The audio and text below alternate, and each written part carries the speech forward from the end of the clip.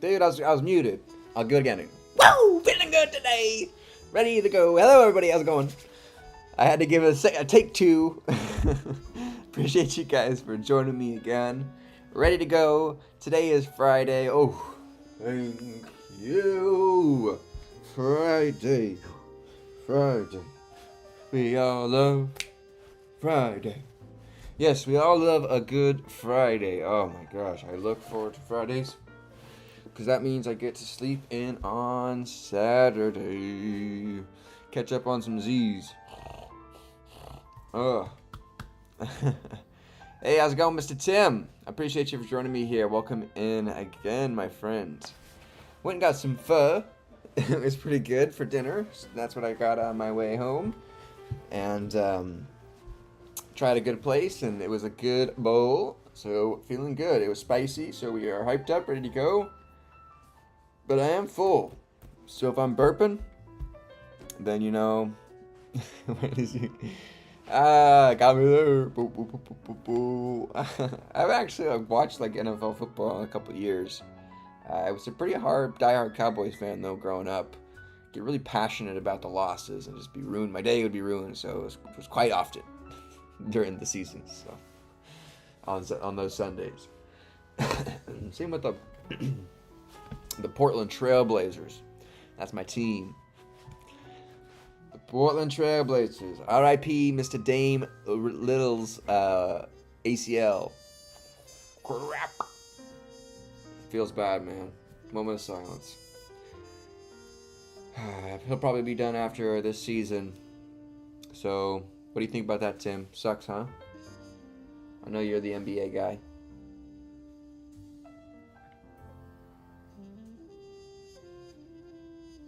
We want to get...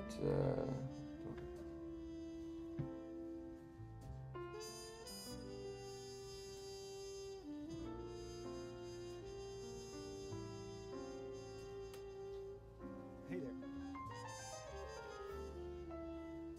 I saw little Achilles explode on TV. Terrible. Oh, you were watching it live, Tim? You watched the NBA like that? Just a random Milwaukee... Oh, no, it was a playoff game, wasn't it? Oh... Brutal. You a Lillard fan? I'm a huge Celtics fan. After Kata led us to the title last year, I cried. Gorilla tears. Well, guess what, dude? I'm from Portland, Oregon.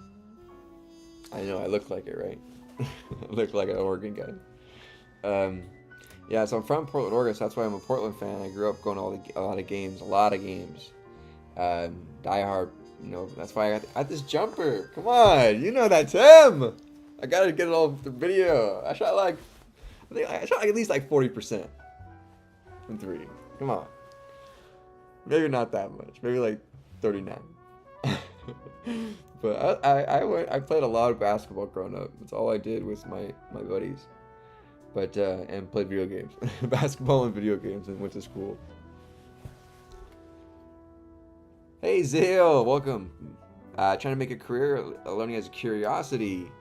I already have a job as a formulation chemist. I work as a chemist. I have a degree in human biology and a minor in chemistry. And I just learning for fun, you know, trying to gain new skills and just challenge myself to do hard things and push myself to do something, you know, rather than sit on the couch or, you know, or whatnot. So if I'm going to be sitting at my desk, I can be building a cool something or learn to code maybe. So, hey Marty! Let's get some hearts in the chat for Tim, Marty, and Zio. Welcome in. All right, we're going to watch a, we're going to warm up with a Pandas video, or the part 3 of Pandas with Corey Schaefer. I know you guys love this stuff, so it's actually not that hard from what I thought this Pandas was going to be pretty difficult. Now, it's going to probably be more complicated than just this surface level understanding, but from what I've got so far, it's just another way to interpret these, you know, 2D matrices, the same as SQL. So if you have Python knowledge and the use of methods and classes and functions and whatnot, and, you know, if you have SQL knowledge and then file IO knowledge or whatever, like it really doesn't take too much to kind of pick this other one, these up. It comes, they're pretty similar. Now, I use Pandas every day. You can hang with these PhD level scientists, Mike. Hey, Tim! Appreciate the hype. So we're gonna watch the part 3. It's only 17 minutes on 1.25 speed. It'll probably be like 10 or so, or 11 or 12 maybe. Anyways, but it's Friday, so do you guys let's like watch a video. Let's like watch like a let's do like a react or something. Just react with chat and watch like a kind of like a programming video or like a dev related video from like a popular. A lot of these dev creators, they make all these like not new into dev, but all these like I don't know, not dev drama, but like that it's I don't know what it's all these longer form, not longer form content videos, but there's a lot of these creators out there that do that kind of stuff related to programming. So I figured it'd be fun to watch one together, given it's Friday, and then we can work and do some programming and I think it'd be fun. We've been working hard. It's been pretty grueling. Doing all this stuff. Every day after work, it's really starting to toll up on me, and I can feel it in my knees and my legs, my lower back. Like my body's telling me, dude, you're like, my mind is there, and like I'm okay, but my body's telling me, and you got to listen to your body, and so that's why I look forward to the weekend so much, just so I can get caught up on my sleep. Hey, Brian, welcome back in, dude. I appreciate you for joining me again. Imagine having a PhD in CS. Yeah, it's gotta be hard. I wonder what kind of concepts and what they can do. Like, if you sat it'd be a cool YouTube video. What do you guys think of this Jubilee video? This is PhD versus masters versus bachelors CS, and they all program together. That'd be such a cool video, like Jubilee video. Rodrigo, what's going on? All right, let's get into the lecture here. It's been a good little warm-up. This has been fun. Perfect timing. The song ended here. So let's get my notes up. Oh, I was on Costco looking up some computers. Yo, if you guys have any good PC recommendations, not on the more expensive side, not on the cheaper side, kind of more in the middle ground. Something that'll last me a few years, and at least it's maybe a little bit on the smaller side too. I really want to play CS again with my friends from back in high school. They're playing, and I'm getting jealous. Anyways, CS tournament round 1. Kindergarten LeetCode versus PhD LeetCoder. Yeah, it'd be funny. I'm also learning coding. Your consistency is motivating comes up in my feed every day. Awesome, Patel. Sweet, dude. I appreciate that. Those kind words. Yeah, you guys motivate me to come in and keep streaming here, talking with you guys. The connections and friendships I've made here is great. It's awesome.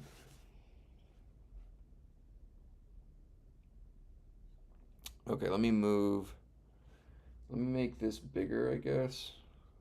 Let me move chat.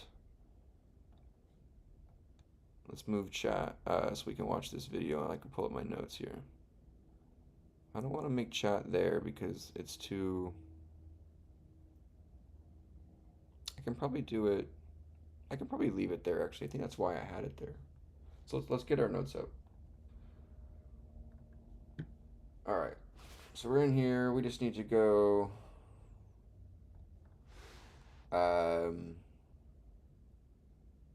So we're in our virtual environment, so let's go, what do we want to say? Jupyter Lab? Jupyter Lab. Boom. Okay, we're in our Jupyter notebook here. Minimize this guy. All right, yeah, I did have the chat there because it's quite small. Or it's white space there. Okay, so let's go into our notes here. What's going on? There we go. So this was our part 1, and this was our part 2 notes. So let's go in a new file here. And let's get into this video. So this is Corey Schaefer's Pandas, tutorial series. I really like Corey Schaefer's YouTube videos. I think he's a great teacher. It really helps break things down, and I don't know, he's got that soothing voice that helps you just kind of learn. Hey Matthew, how's it going? Appreciate you for joining it. He said, "Hello, my brother. I got a brother named Matthew, so it's kind of tripping me up." um, I'll find you a good gaming computer. Oh, nice, Tim. Yeah, give me some references. For them, making something like this is probably equivalent to writing "Hello World."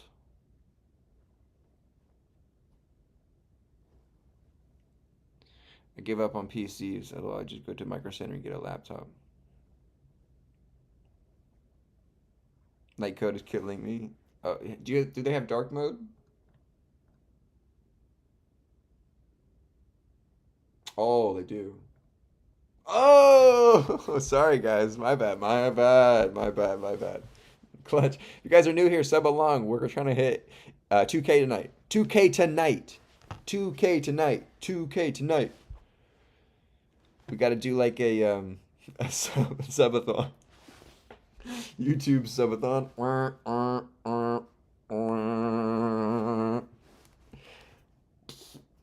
That's pretty good sound effects. Okay, we gotta stop procrastinating. We're like 20 minutes into the stream and we haven't even started this. I'm just having fun with you guys. This is great. How come your brother isn't named Jeffrey since it's Michael Jeffrey Jordan? I got a sister named Jordan, dude.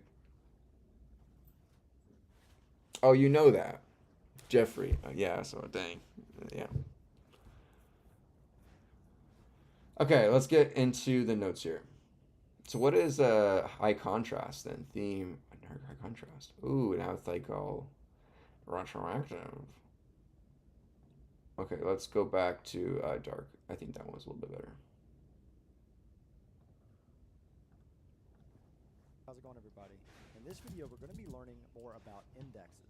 So we've seen basic default indexes in previous videos, but in this video, we'll learn how to set custom indexes and the benefits of doing this. Now, I'd also like to mention that we do have a sponsor How's for the this volume? series Let me of know. videos, and that is Brilliant.org. So I really want to thank Brilliant for sponsoring this series, and it would be great if you all could check them out using the link in the description section below and support the sponsors. And I'll talk more about their services in just a bit. So with that said, let's go ahead and get started.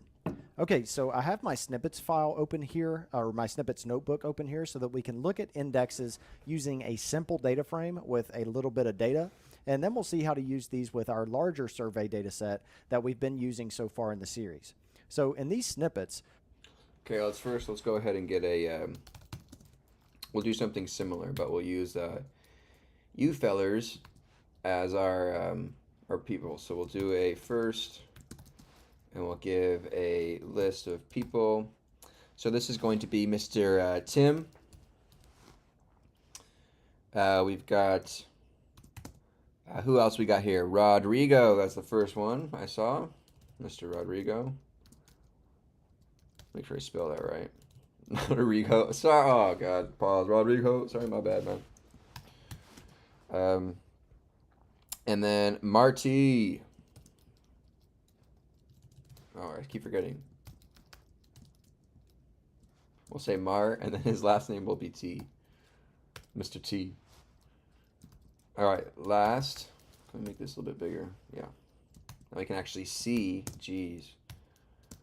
Mr. Tim, we'll say Hardaway.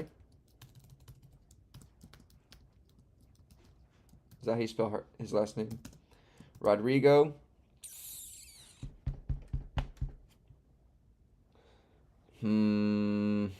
What famous person we got last name Rodrigo?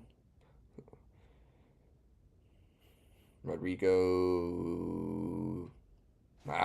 Sorry, man. You're gonna get hit with the none. Don't have it. And then we'll say Mr. T here for Marty. Okay, we got our people, and then that's fine. I'm fine with just that simple people. Oh no. Okay. We have the same small data frame that we saw in the last video, where we just have 3 people with their first name, Is that actually last a person? name, and don't troll me here. Oh, it is. Football. Is it the kicker? Place kicker the St. Louis Battlehawks. He's in the United Football League. How am I supposed to know that? Longest field goal in the Rose Bowl history.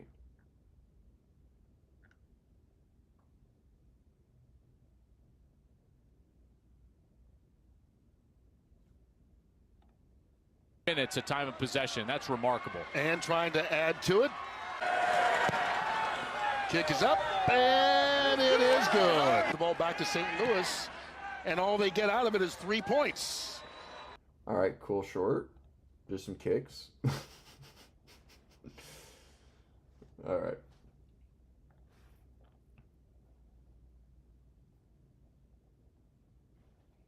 Yeah, no way I was going to know that, Mr. Tim. Email address. And I have this data frame displayed down here at the bottom right here. So like I said in previous videos, our data frames have this thing on the far left over here that looks like... No way I'm going to get banned. What do you mean? People do like reaction stuff all the time on stream. No way. I listen to music for Pete's sake. a column without a name. And this is an index. W short, So yeah. Like since what we've, was that? just seen Like these what default short? indexes Like so not far, W short, this is winning currently short. just What a short? range of numbers that's What was basically that an short? integer identifier for the rows. So this is a 0, a 1, and a 2.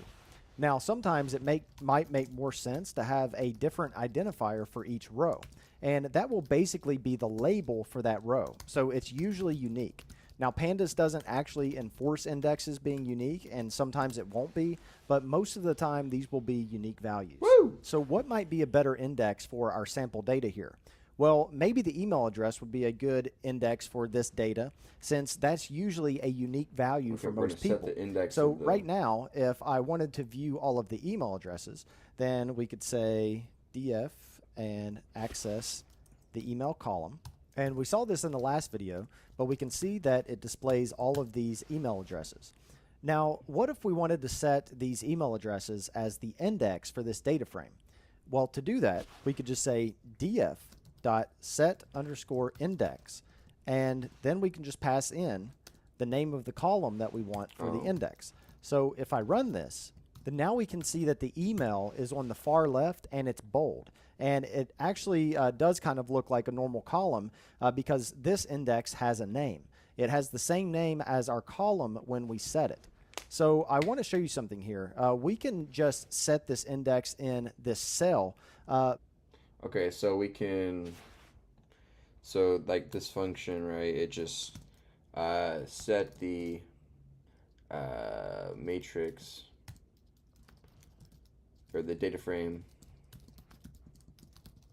index column to be a column of data from the DF rather than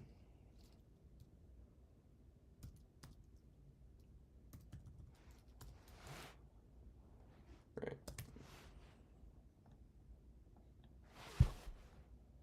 But if I look at my data frame again, so underneath here, if I say df to print out this data frame, then we can see that our data frame didn't actually change. It still has the default index over here on the left.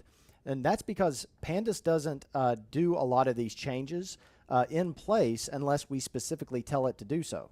And this is actually nice because it allows us to experiment without worrying about modifying our data frame in unexpected ways. So let's say that we actually did want to set our index to the email column and have those changes carry over into these future cells. So to do this, back up here where we said set index, we can just add in another argument here and say in place is equal to true.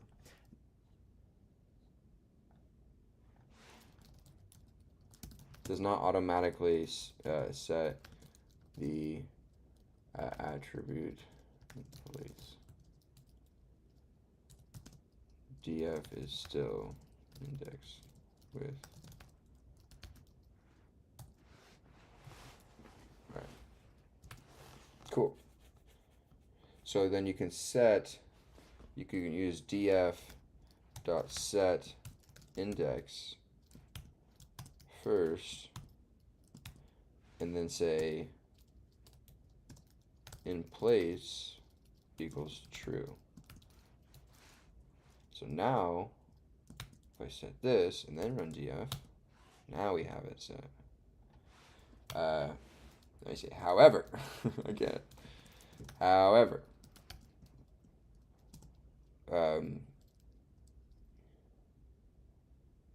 in place equals true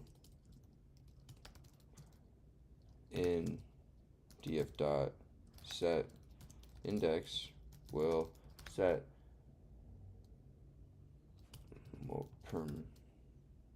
permaset.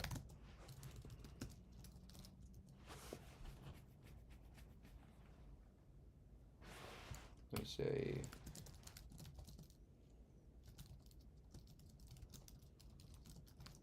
df in place. Now, if I run that, 24-hour then stream. rerun the data frame again, then now we can see that it actually did set that index and modified that data frame. And we can actually look specifically at that index just by saying df.index. And if I run that, then we can see that we have an index here, and it has the values as a list of what all the index values are. And it also tells us that the name is equal to email. Okay, so why would this actually be useful? Well, like I said before, the email address as the index gives us a nice unique identifier for our row. And remember in the previous video that we used .loc to search our data frame by label. Well, these indexes are the labels for these rows. So before, we just used the default ranged index, but now we can find a specific row by passing in that label. So if I say df.loc, this will be easier if we actually just look at an example here. If I say df.loc, before we were passing in a 0 as the label. But now I can say, okay, I want to see the information for Corey M. Schaefer at gmail.com. And then it'll come back and say, okay, that person has a first name of Corey, last name of Schaefer, and so on. So now we get the row for that specific email index. And like we saw in the last video, we can still pass in values for the specific column. Can I just do df index like I would in Python?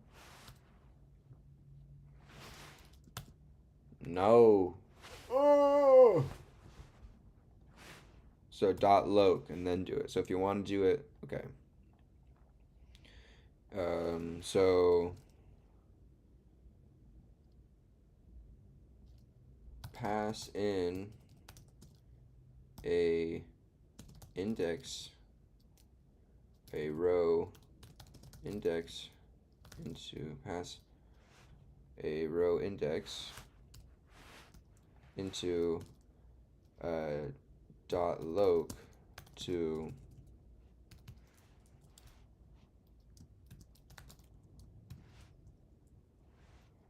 retrieve that row.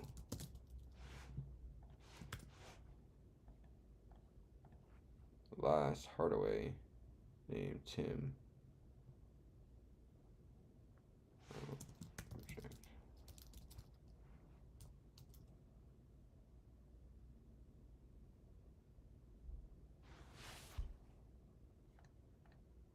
As well. So if we wanted the last name, then I could just pass that in as the second value. So I'll just say I want the last name, and we can see that I might die. Schaefer. Now we actually no longer have those default integers as our index because now it's using the email. So if I try to use those integers that we used before, so if I say if I want row of 0 using loc, then we're going to get a type error. And I get an error because it no longer has an index with that label. If you want to use integer location instead of labels, then you still have the iloc indexer available to you, and we saw that in the last video as well. So if I change this to be iloc instead of loc, then it'll still give us that first row, so that still works. Now, if you accidentally set the index and want to reset it, then we can do that with the reset index method. So down here, I will just say df.reset reset underscore index, and I will do an in place equal to true so that those changes carry over. And then I'll go ahead and print out that data frame. So if I run this, then we can see that now we're back to having that email as a column and the default range index. Okay. Careful, the .log index 0 .log index equals int will raise a value error, as now the index is a string, are specific strings.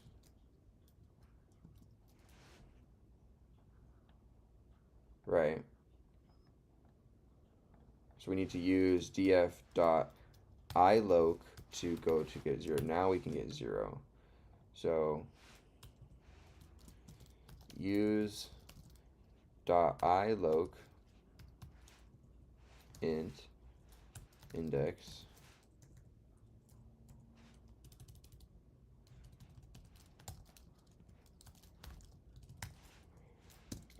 for getting rows by count index integer index integer 0 index.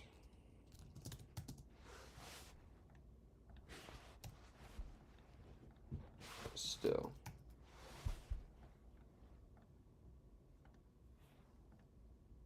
Now, if you Can here explain the functional use of iloc versus loc if both can grab the same info? Does one grabs? Well, that seems like what we're learning about here, Chief Second Base. That's a great question. So that seems like what we're learning about here. Exactly. That's what I was thinking. Is so I was thinking the same thing. Well, why would we want to have both? And Corey Schaefer was prefacing that in the last video as well. You might be thinking, oh, well, they have the both similar functionality, but one does something versus the other. Well, and he said, wait till you get into my next video indexes. And so now that we're here, I'm starting to see it is that if we override by saying set index as the first and saying in place is true, making that we override the index as our first column, right? So we have a column called first, which is our first names, right? Which is like, as you can see here. And so we are making that the index now, right? Or the preface row, right? The count row, or like the reference row, and setting in place on that data frame. So now when we call data frame, as you see before, it was 0 indexed. Now our index is that row of first names. So now, now that's where we're getting at here is by having the loc, is we can now access the index values or those specific rows by using the loc and that specific string value, right? Before we were using the index 0, but now that we've overrode or written the index to be strings by a specific row, right? Which was, by a specific column, which was the first column, then now we can use the loc function. We need to reference that specific column, not 0. But we can still use the iloc to get integers, right? So you can use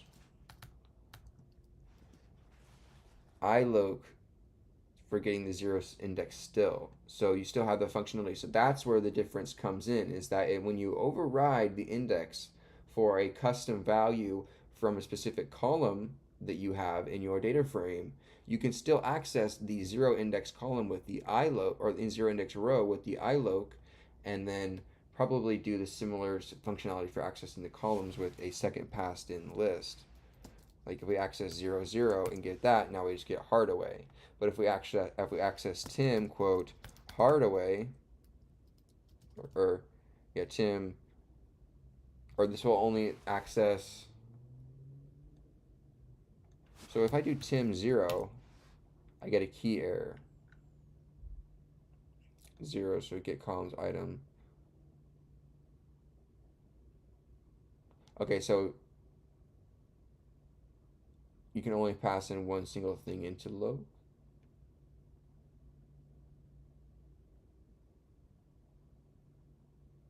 So if I get index Tim and I want, let's say, first, that doesn't work.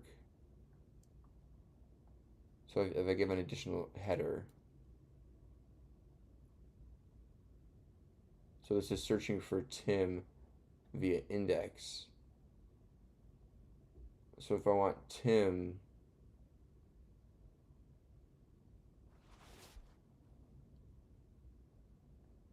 let's go back to my previous notes from yesterday.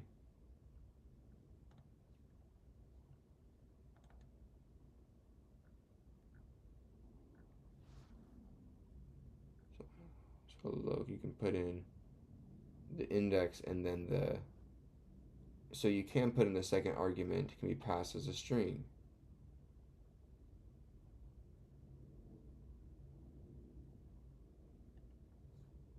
So now that it's overrode though, can we not give, why can't we? It's interesting that we can't give Tim's first name. I want to get Tim, well, Tim is the first name. Oh, because that is, so can I get Tim's last name here? Yes, I can. Because Tim was the first name column. I can't get Tim on Tim. Pause. But I can get Tim's last name of Hardaway.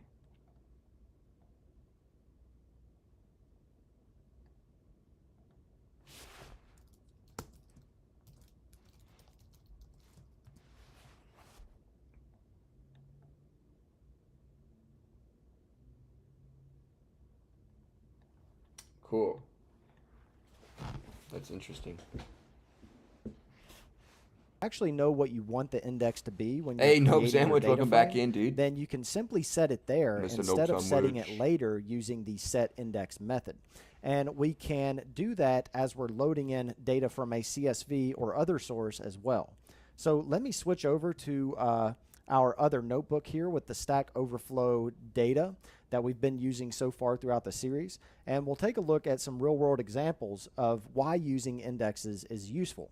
Now, again, for those of you who have been following along with the series so far, this should look familiar to you. But if you haven't been following along, and this is the first video you've watched, here's a brief overview of what's going on. We are loading in Pandas here. We are loading in some CSV files here as well. And I have a link in the description section below to the data that we are using for these CSV files. And then we're also setting some options here in Pandas to display max columns to where we... Guys, I'll go over my previous file here and I'll copy those cells. So I did that before. I said here.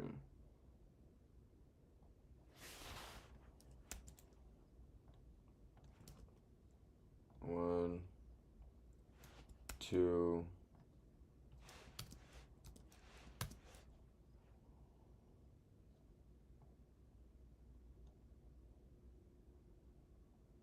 I'm going to set this to data df. Got it. And then we have data df dot head. can see all the columns, and max rows to where we can see a lot of these rows. And then this is what our data frame looks like. These are just survey results from Stack Overflow. This doesn't, Pandas isn't too hard here, no at sandwich. our data frame here. In the series so far, we've been using this default index, and we can look over here and see that it's just this range from 0, 1, 2, 3. Now, if we look at the survey response data, then it looks like they actually have a unique value per row within the data itself. So if we look at this respondent column here, this respondent column is actually a unique ID. So it's respondent 1, respondent 2, and 3, and so on. So really, we should probably clean this up a bit and just use that respondent ID as our data frame index. Now, we could do this just like we saw before by coming down here and saying df.setIndex and do it that way. Or we can do this while we're actually reading in the data by passing in an additional argument to the readCSV method. So up here, where we loaded in the data, let's just add another argument here, and we will call this index_call is equal to, and now the name of the column that we want to be the index. And in this case, I want it to be this respondent unique ID here. So I'm going to say our index call is equal to respondent. I will rerun that cell. Now I'll come back down here and rerun our data frame head. And now we can see that this is cleaned up a bit because now we have this respondent as our actual index. So now these are the labels. So if you wanted the first respondent, then we could just say df.loc, and that is 1. So this is the first respondent there. Okay, let me delete that cell. Okay, so now let me show you a real-world example of where I would use this. So if you remember from earlier in the series, we have our... Okay, so then you can set custom index on initial .csv load.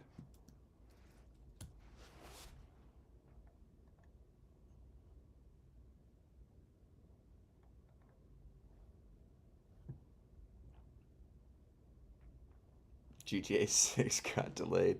No!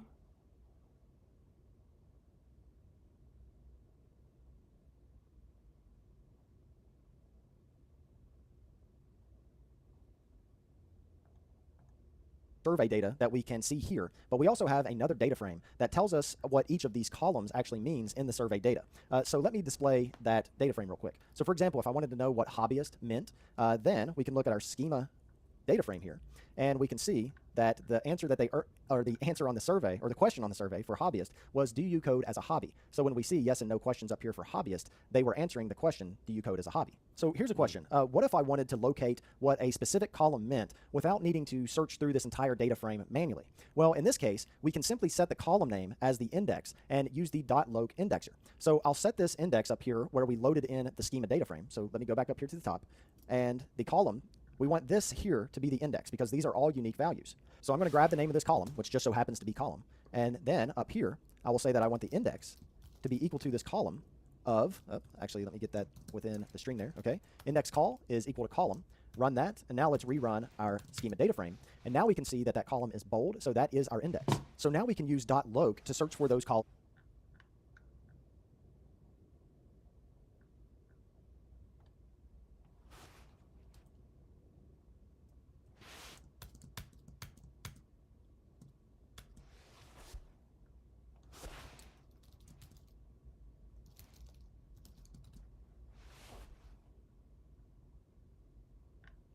Schema df.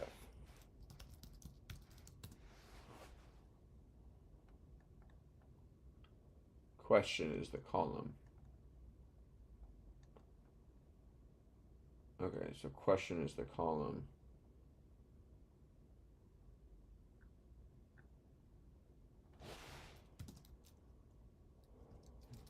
Index column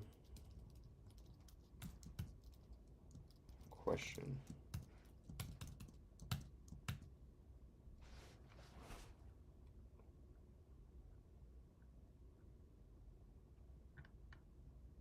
Lowercase q.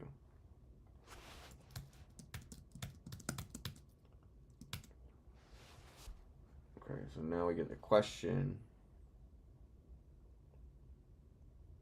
Is there ID?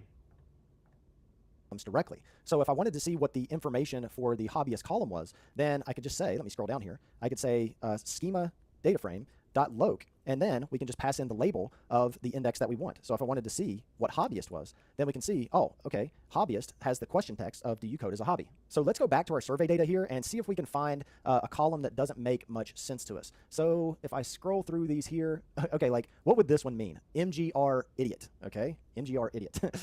So let me scroll down here, and now I'll paste that in to the schema df.loc and rerun that. Now we can see that we get the information for that column.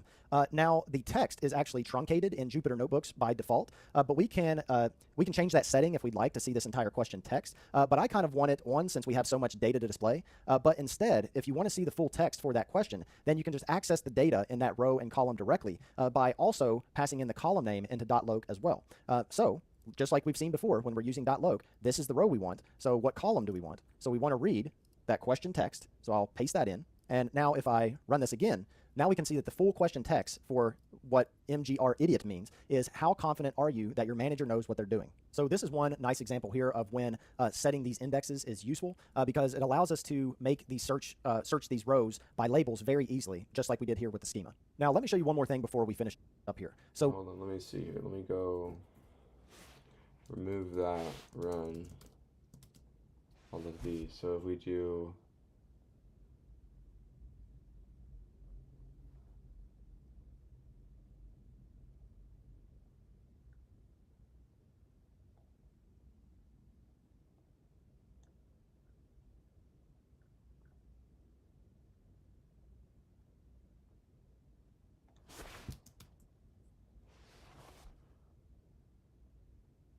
question ID.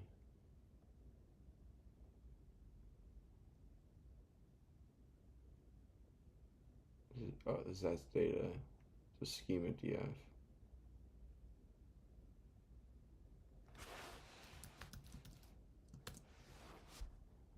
Schema df. He's saying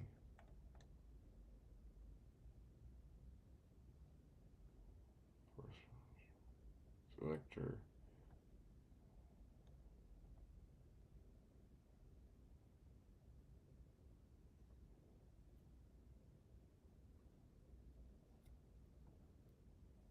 So if we say we want to just make the index the queue name rather than the question.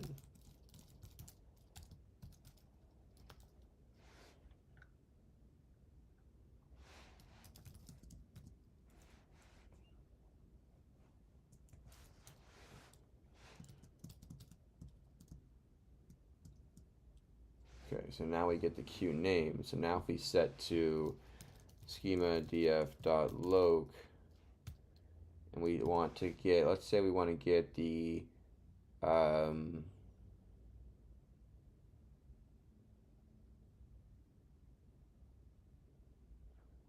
check question.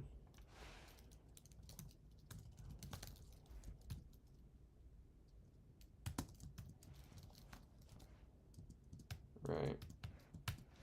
Oh. Lowercase q. Just checking to make sure you're paying attention to survey questions. Select applies unless you get back to the survey. Okay.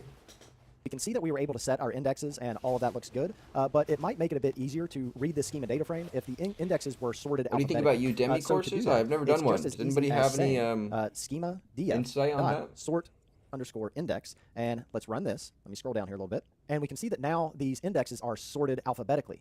So if we knew that we wanted to, get to employment or something, it's going to be in the E's. So that just makes it a little bit easier to find what you're looking for. And if you wanted to sort this in descending order instead, then we could just say ascending is equal to false. And now we can see that it is in reverse order here instead. So depending on... So then you can do schema df.sort index.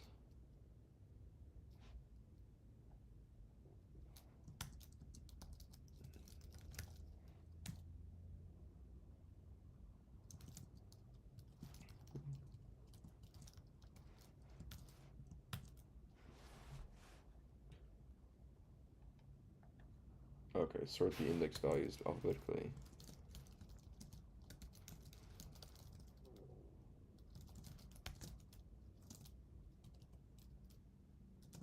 True. Ascending or descending. Sort the value. Your data, that might make it easier to read. So we're going to go over a lot more advanced sorting in a future video, but these are just some basics on getting our indexes in order. Now, as usual with our data frame, if you wanted to the sort to be permanent and carry over into future cells, then you should set in place equal to true. And we'll see that a lot throughout the series because doing it this way kind of allows us to, see what things would look like without actually affecting the data frame itself. So down here, the data frame is still unsorted. But if I come up here and say sort index in place equal to true, rerun that, and then rerun our schema data frame, then now our schema data frame is permanently sorted. So depending on your data, learning about these indexes will be really useful, especially whenever you're using .loc, because it allows you to search by label there, which is extremely useful depending on what type of data you are searching through. Okay, so before we end here, I'd like to mention the sponsor of this video, and that is Brilliant.org.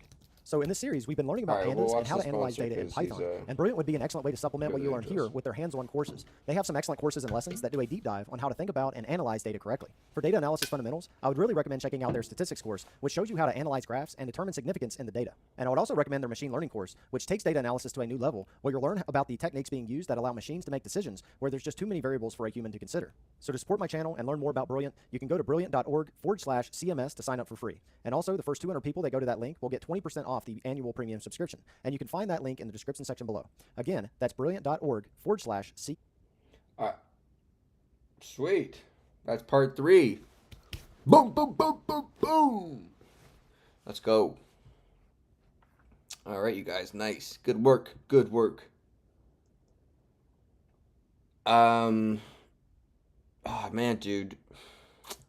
I forgot. I forgot to stop by Dollar Tree. They close at 9 p.m. my time, 30 minutes.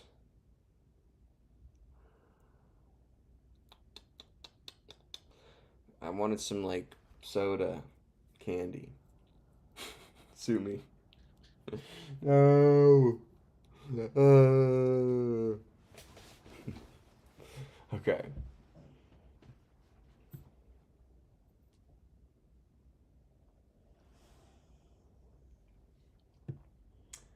Okay. It would take me like 5 minutes. It's right next door. I could like we could cut the stream and then do an after hours. I can't door that. It's like it's too close. It's like it's obnoxiously close. Like neighborly close.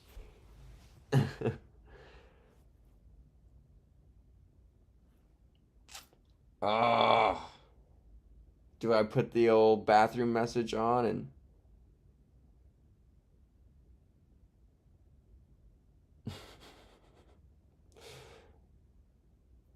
you took a 10-minute. Well, that was for a good reason, Tim. Play a video? That's a good idea. Oh, it's okay. It's okay. It's all right. I don't need it. I don't need it. I don't need it. Gotta be healthy.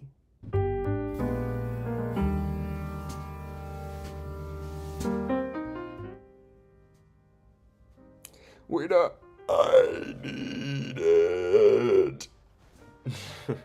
Darman. I'm not gonna put a Darman video on. Dude, you just looked at my girlfriend. No, I didn't. Well, yeah, I did. I'm Macho Man. That's Darman.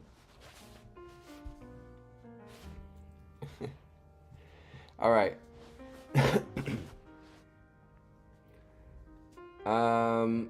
Next up. Watch out, watch out, watch out. Oh, this is in Chrome. That's why I was confused last time. Okay, so let's rename this. Pandas notes P3.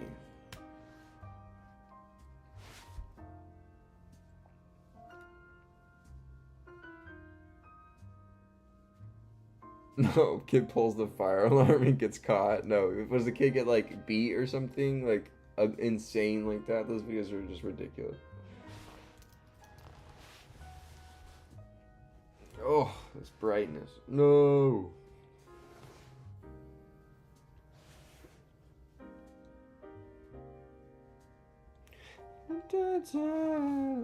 I'm vibing with this tunes. You guys want me to turn it up? How's the volume on the tunes?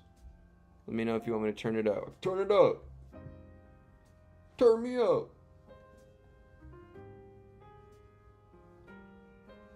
Turn me up.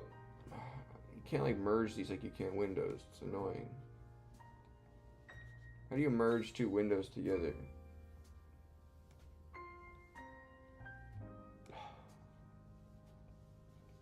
See, Windows you can drag the... I can do that. There we go.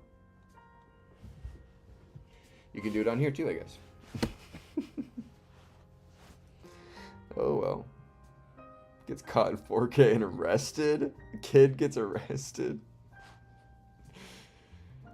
We're like a 12-year-old in handcuffs for pulling the fire alarm? You're going in the hole.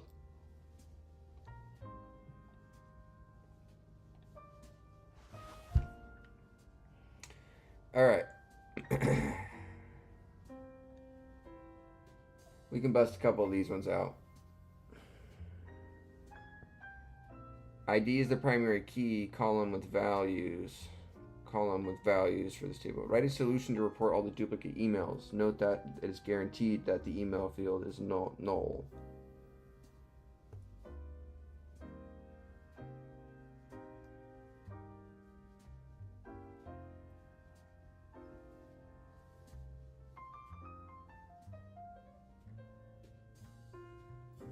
Oh.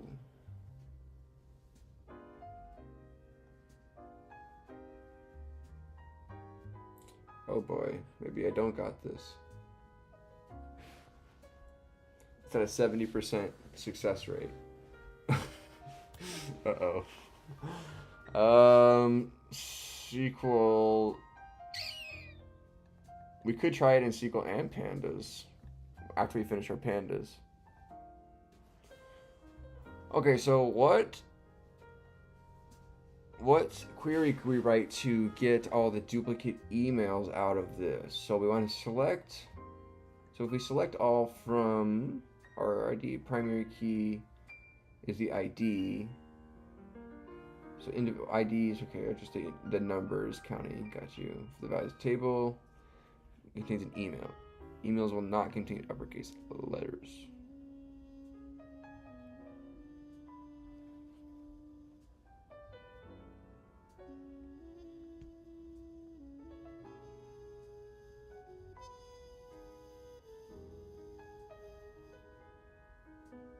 I mean, can I just write some Python and just add it to a dictionary and report back the counts? How do we do this in SQL, you guys? Duplicate emails. Return.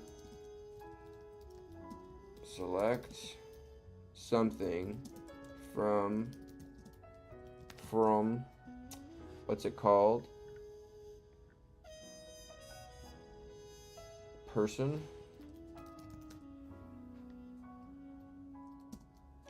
Where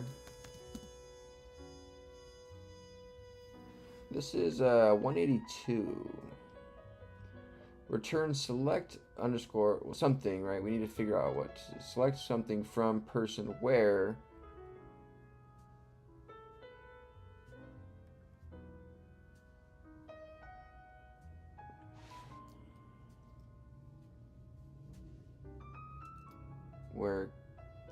count email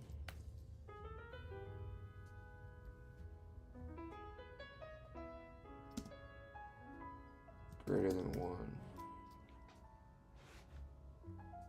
Select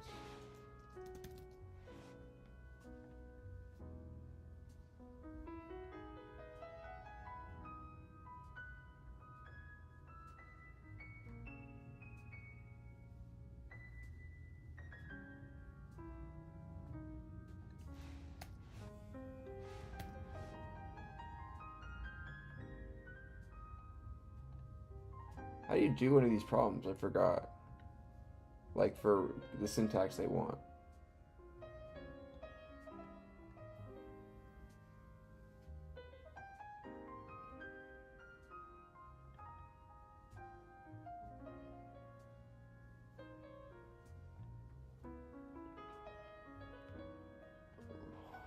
I want to look at one of my old ones.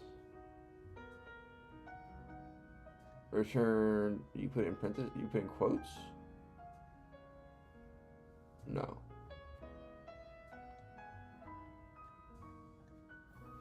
You just write the query. Is that it?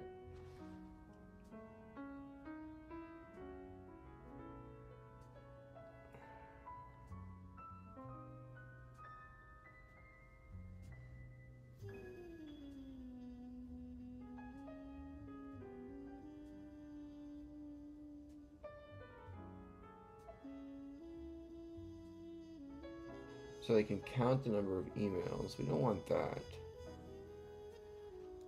So that doesn't make sense. So if we select email from person, where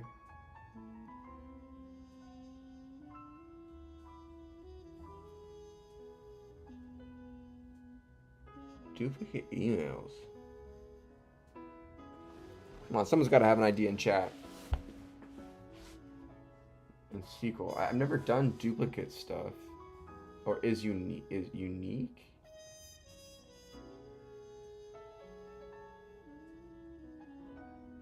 Where unique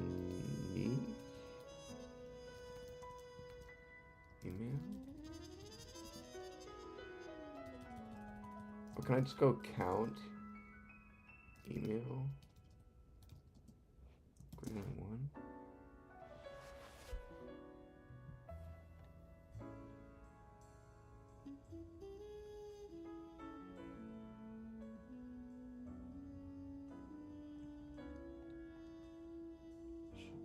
We can select email from person.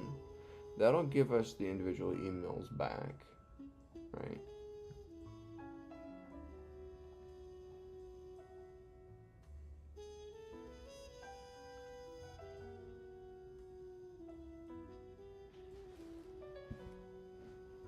So it's like email from person. So we can select account.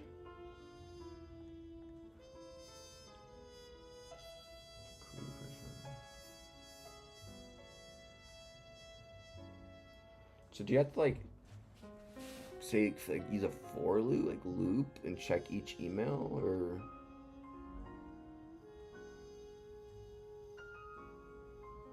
I really don't know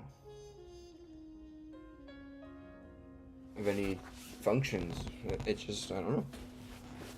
I don't want to have to go to the almighty orb yet. Should we move on to the next problem?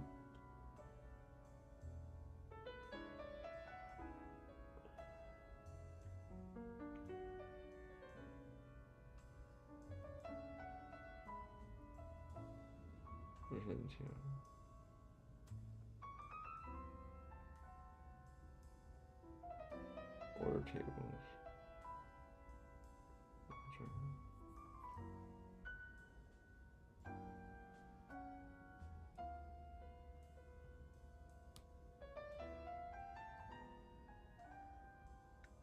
That one's interesting too. That one's not too hard, I don't think. We already did this one. Okay, let's do a real problem. Alright. Enough messing around. Valid phone numbers. This is bash. Ah. Come on, give me a problem here.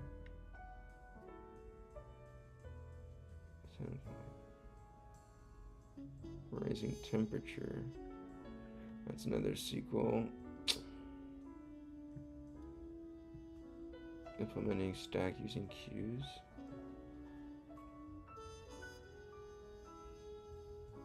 Implement a last in, first out LIFO stack using only 2 queues.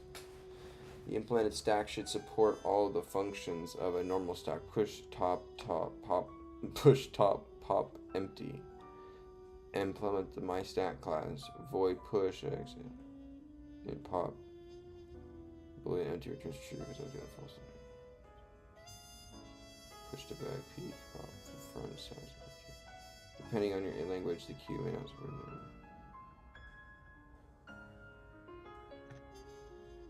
it. Implement a last in, first out stack using only 2 queues.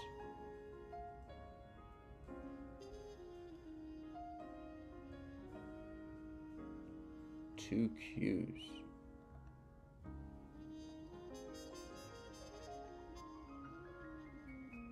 Last in, first out stack using 2 queues. Oh, like an out queue and an in queue?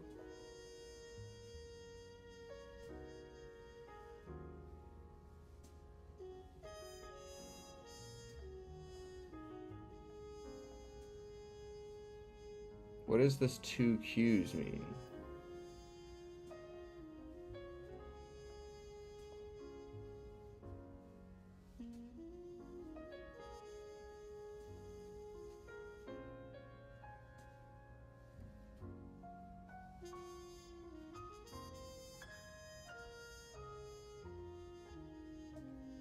Using only 2 queues.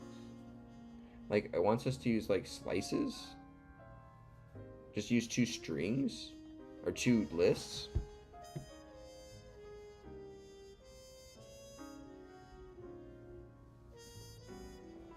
Yeah, Nugs, for that one, we'll have to just probably, like, look it up better.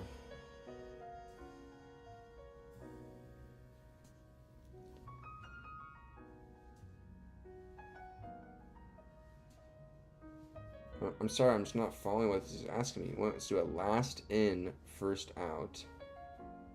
So a stack. Using only 2 queues.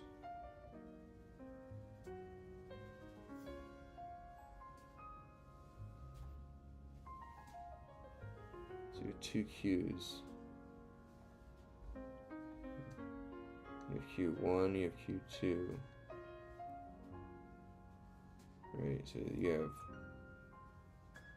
X goes in, goes in.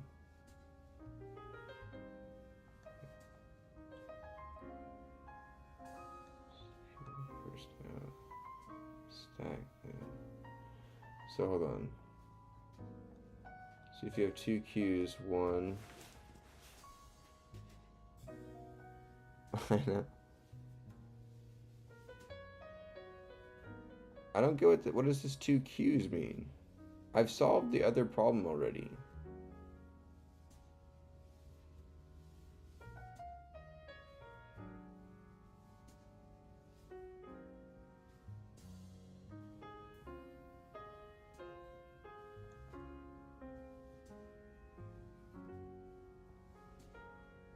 Oh shit.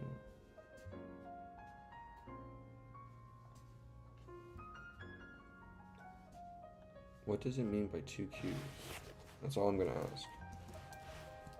What does it mean by 2 queues?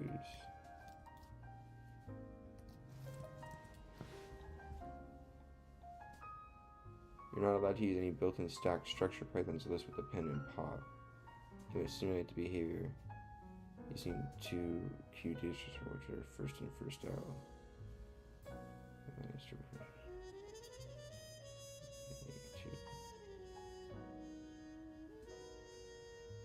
Okay. So we just have to use 2 first in, first out queues in order to simulate the behavior of the stack itself. Okay. So in order to add an element on, so the queue we have Q1 is equal to a list. Right, self.q1. We have self.q2, which is equal to a list. So our push function is going to push an integer onto the queue.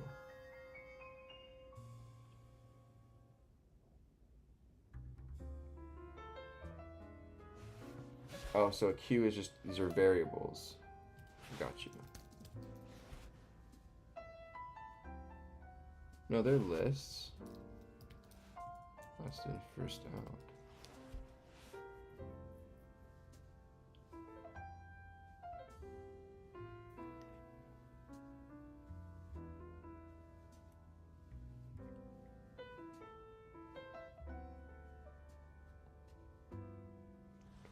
Think about how you can use LIFO queues to make a LIFO stack.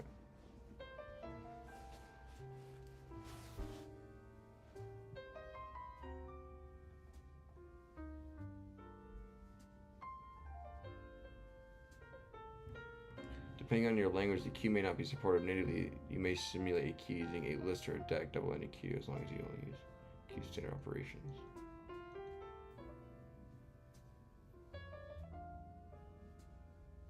Interesting. Okay. We could import a... Can you do this?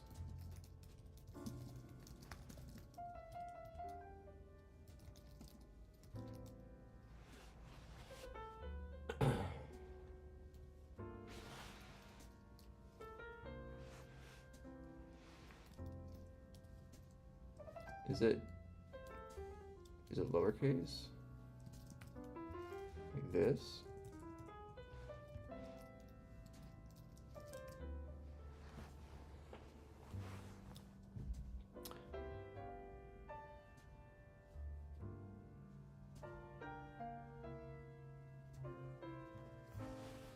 import Q.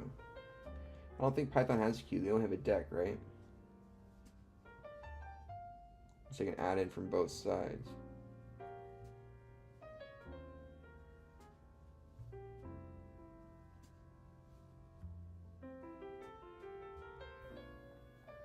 So I'll just use two lists. How about? So the thing is you cannot. You can only pull from the front of the list, which means you have to pop from.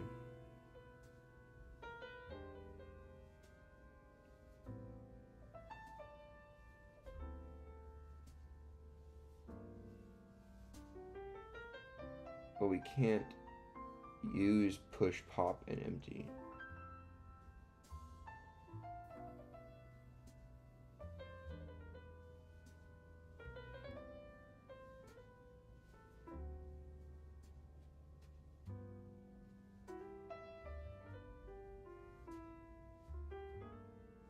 So if one goes in first,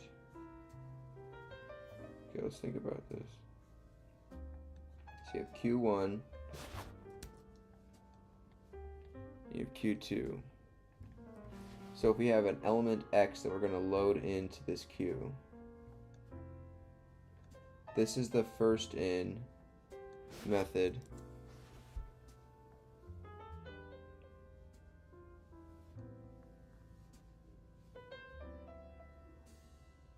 So what's the second Q for? If it's just last in first out,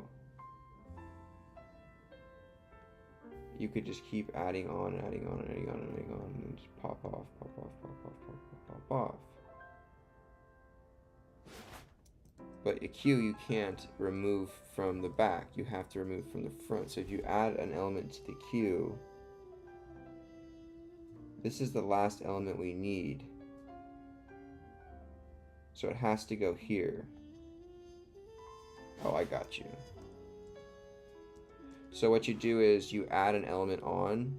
If you need to add a second element on as Y, right? Before you add Y, you remove X. You put X to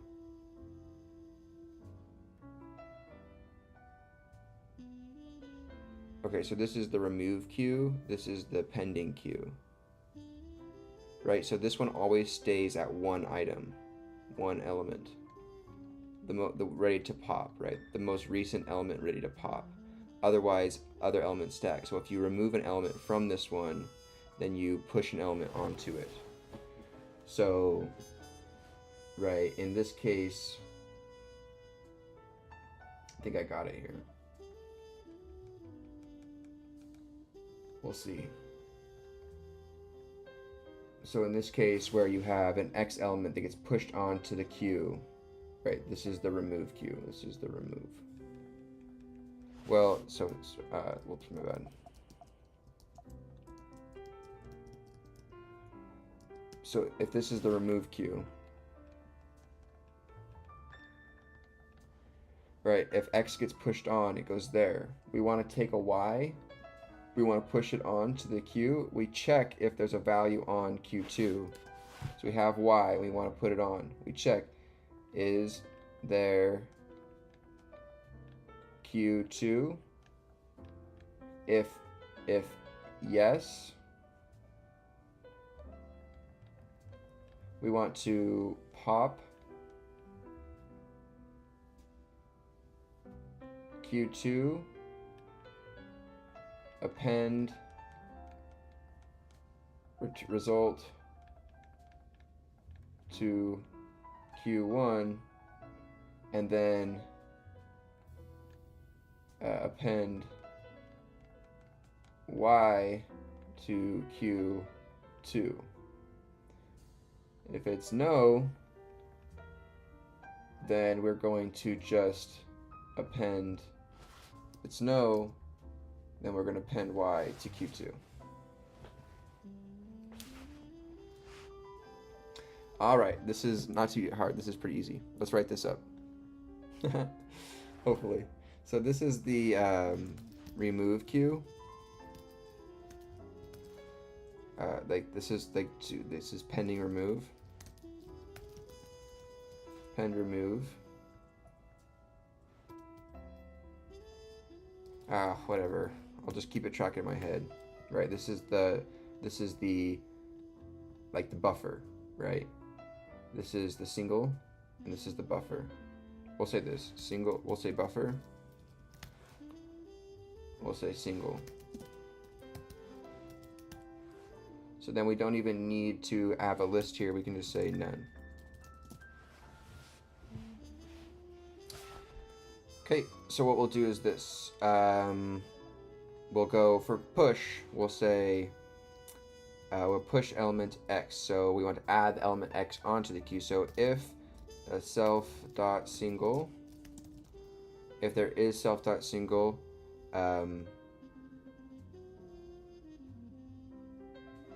self.buffer, dot append, self.single, and then we're going to say self.single is equal to X. Boom. That's our push. Else, right? If it's not single, if there is no single, we're just going to. So in either case, we'll just do this. If there is a buffer, you'll add it single. Else, there is no single, so you can just add it no matter what. So no matter what case, we're going to add it to add our X as our single value, but we just need to know if this needs to get appended on. I think so. We'll see. Okay. Pop. So if we want to remove an element, we're going to remove from single. Always. If single is none, that means we have no element. If we remove from single, though, we need to check, and if we need to remove from buffer, and if we remove from buffer, so we'll say this: if not self.single,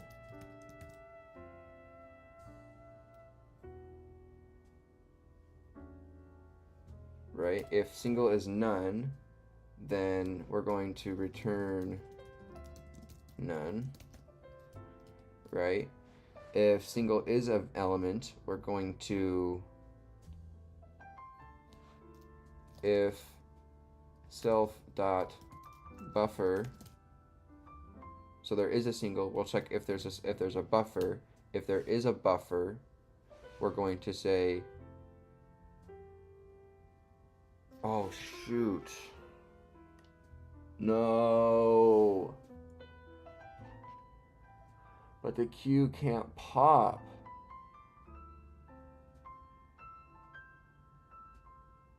Oh, crap. Oh, no.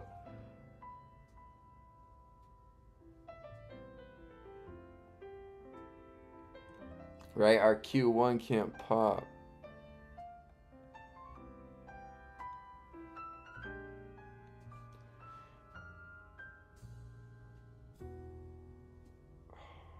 Shoot.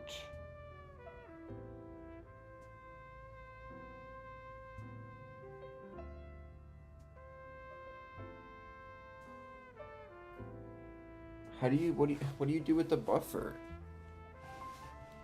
1.93. Yes, Mr. Tim. Because right, if you add an element to X and then you push and then you push and you push,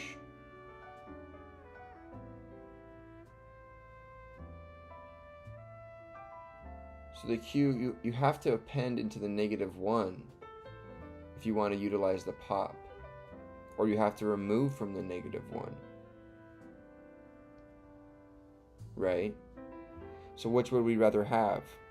Quick removals, or, well, Q1 has to be a double-ended queue then. So let's go from collections, import a deck, and let's make a buffer a deck instead. And then we'll say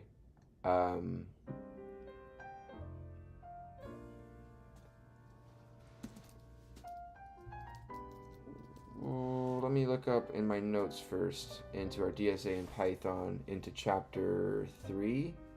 No. 5. Yes. Low-level arrays. No. Chapter 6. Yes. Chapter 6. Let's look at our chapter 6 notes here for double-ended queues, aka a deck, a double-ended queue. So you have deck.add first, add to the front of the queue, add last, add to the back of the queue. Okay, so let's take this over. My notes coming in handy, boys, from the reading. I'm telling you, the reading, it's huge here.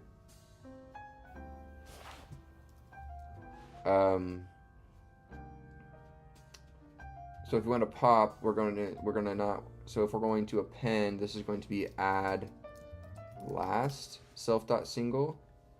We're gonna if self.buffer, we're going to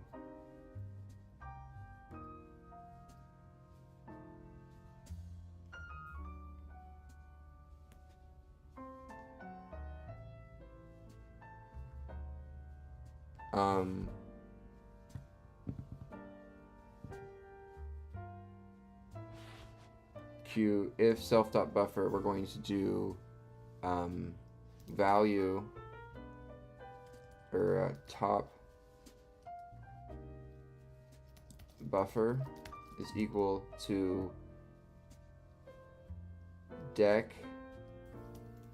self dot buffer dot dq. Right, we dq according to my notes.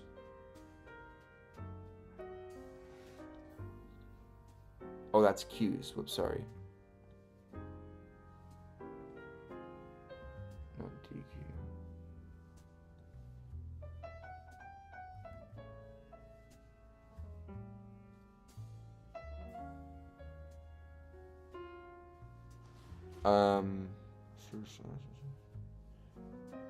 So we want to delete.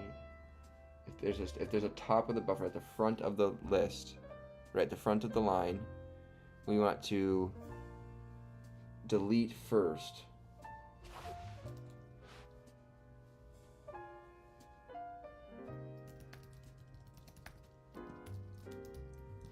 Right? We want to call delete first. That gives us back the top of the buffer. So if our goal here is to remove an element off the top of our stack. We need to go to our single object and say, is there something there? Okay, if it's there, return it. So right off the bat, if self.single,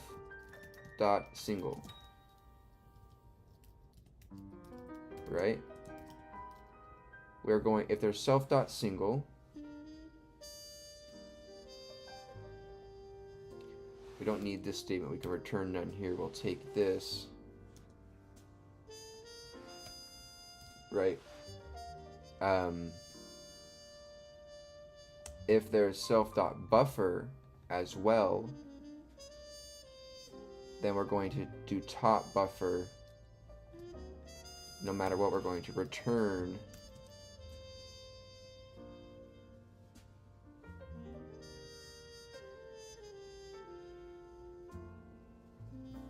we'll say if self.single return value is equal to self.single, we need to set it, get reference of the value here. The return value or the pop value is the self.single if self buffer, meaning that we have extra values that we want to. We get the value off with the delete first, and then we're going to say self.single is equal to the pop value, and then we're going to return, no, not equal, sorry. Self.single is equal to the top buffer. So we can reduce this down to just say self.single here. right? If self.buffer, we say self single equals to that, and then we're going to return the pop value. Else we'll return none if there is no single value at all. This gives reference to the topmost, so we want to peek, right?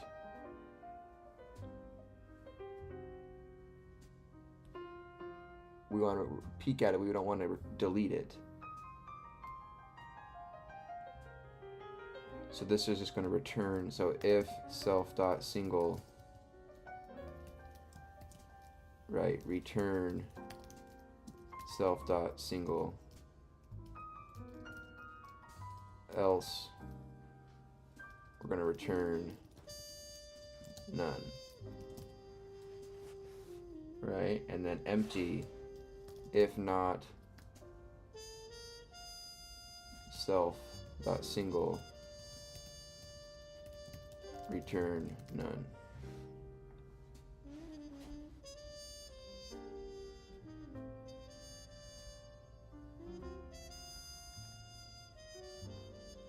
Dang it.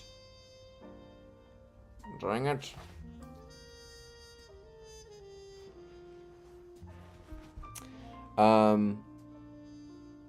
Curious what the end goal is here. Do you have something you're learning for? Just for fun, just to challenge myself.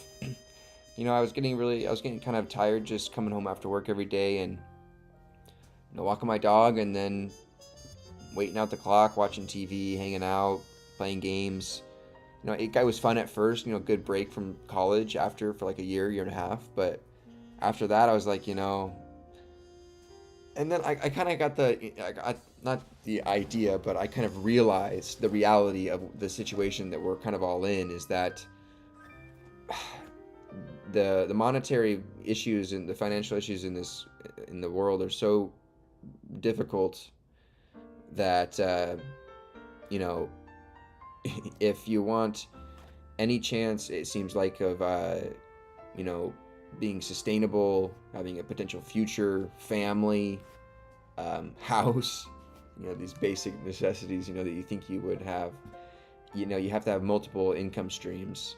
And so, you know, I was like, you know, if I'm gonna do something after work, I got to do something, right? So I was like, you know, well, I like coding, I want to learn to code, so I will, but then let's make a YouTube channel, we'll see. You know, it's really, at the end of the day, it's not about money at all with the coding, but it is another form of, like, you know, it does bring in pennies, but it does bring in something. So it's like, you know, it is something that I didn't have before, so being that it's pretty small.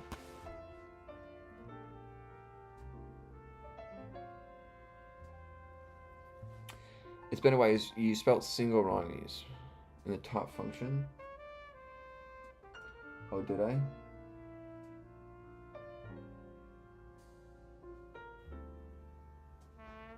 What did I say?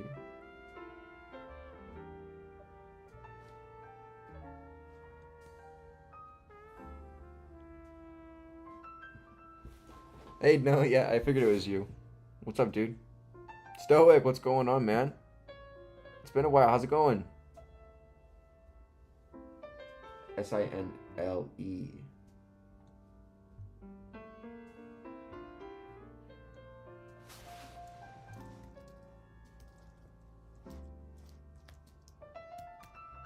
Oh. Thank you. Oh, in the top function, at the top. I see you. Thank you. Okay, so the collections. Let's look up from collections, import deck. I'm not gonna look up you. I'm gonna go to deck, collections, deck, Python, docs. Okay, a deck. A pen left. Add to the left side.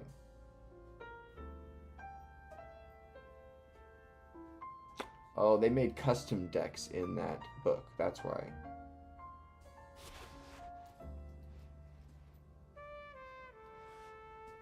we want to append to the right side, so just append.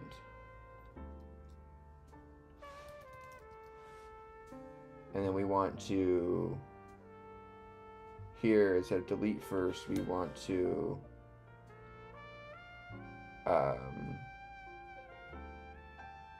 pop left.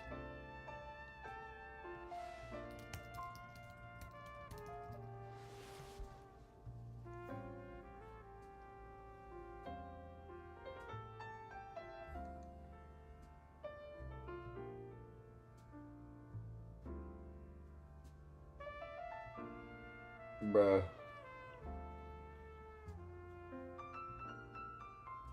Append for a collections deck object doesn't apply to an int object. Self buffer append single sitting.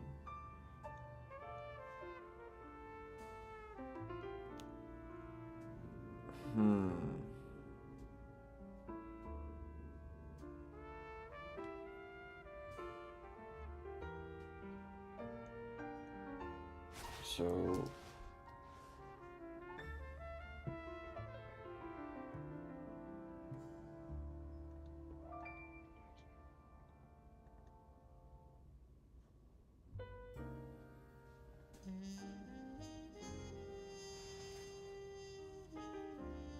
pop left.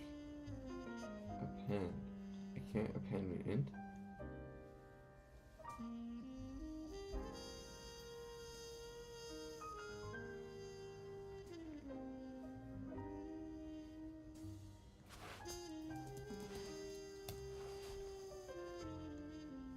Means you're calling deck.append incorrectly as classes. Likely on the class itself instead of oh. No, self.buffer, which equals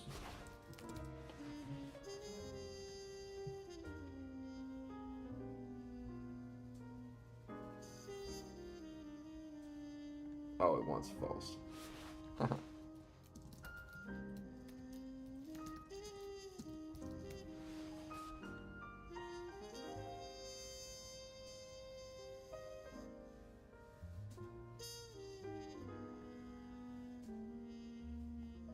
Oh, it's empty. It wants it if it's empty, then false. Ah, come on, Goofy Mike. No, come on. What? On the empty call, if not self single, return true. It's empty, else return false.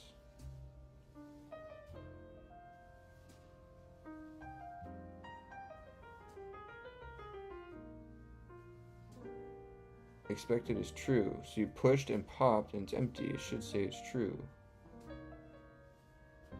Oh, I'm not setting, so on pop, I need to set, so if buffer, we set single to buffer.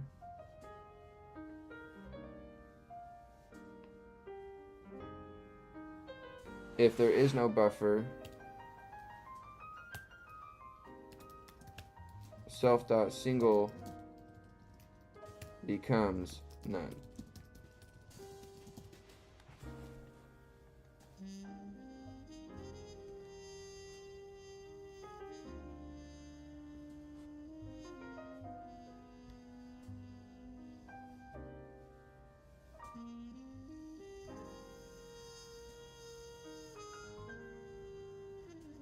So we can clean this up a little bit. We can say self.single is equal to self. If self.buffer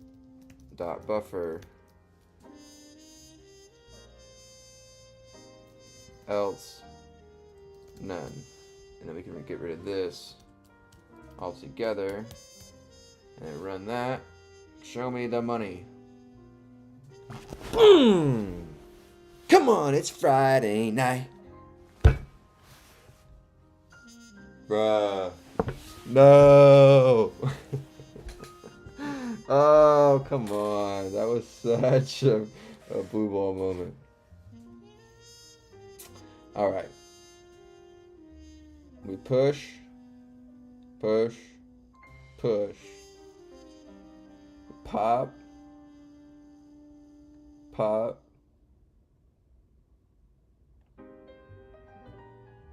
What? No way, dude. Okay, hold on. Why did it pop the 1 off first? No way.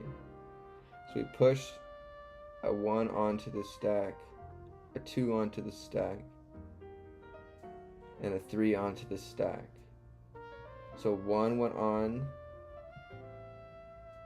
If self.single, we append onto the buffer.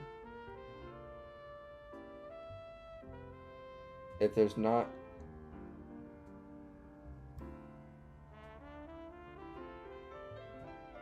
and self.single becomes X.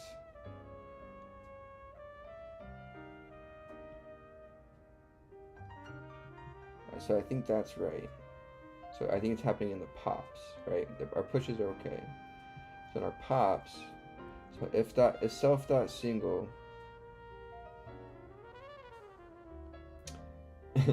if there's a single value, we want to pop the single value off because that's the one we're going to return. So this is what we pop off. And then we say self.single then becomes the buffer pop left if there is values in the buffer, else it becomes none.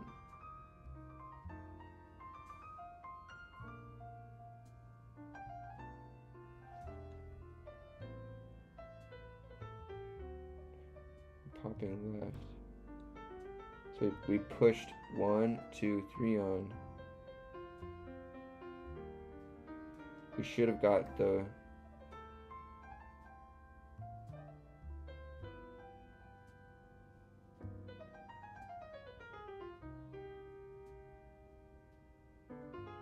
why is it popping? We pushed the 1, 2, 3 on. Or maybe it is our push actually, because it pushed them off in the wrong order. Pushed them on them. So if self-single will append to the buffer,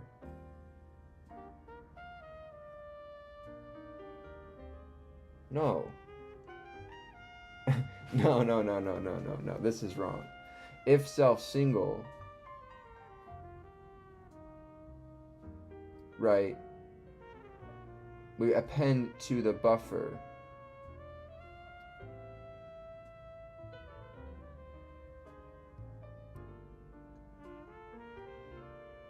Wait.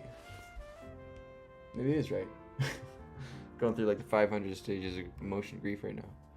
So, if we have a single value there, we want to take that one off and push it onto our buffer.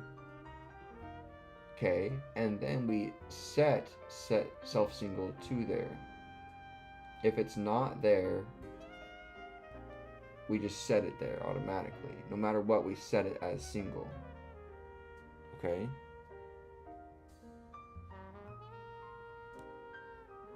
Hey, APU TT, how's it going? I appreciate you for joining me here. What does the little crown mean? Prime Gaming. Oh, gotcha. Cool. Thanks for coming in. I appreciate you for joining me again. How's it going? Thanks for following me here. You're awesome, dude. Okay, uh-oh. I'm stuck.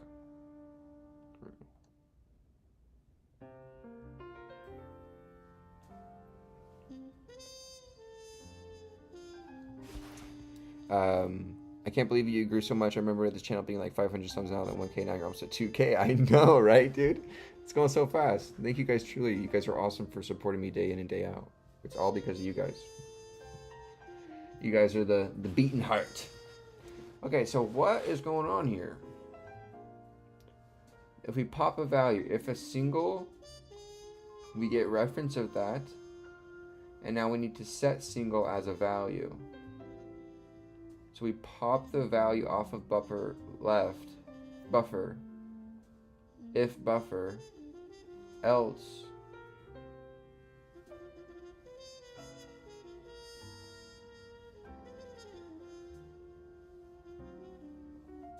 and then you return pop value. from, which was the original value of self single.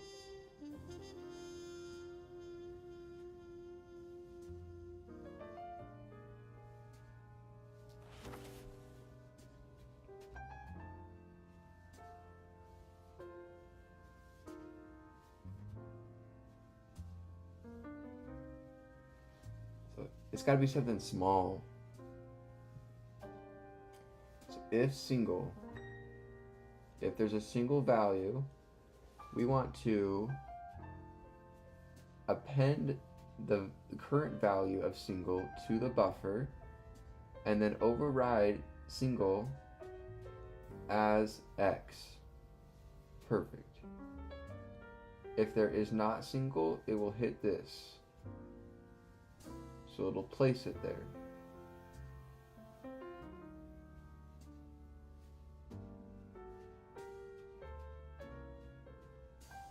Oh, so no matter what, if it's single, it's single.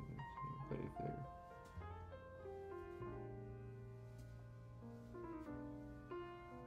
if they're... Am I dumb? Do I need an else here? If single, if not single, then self becomes single. No, because I would just have single being x. So I don't think it's here. I think this is correct.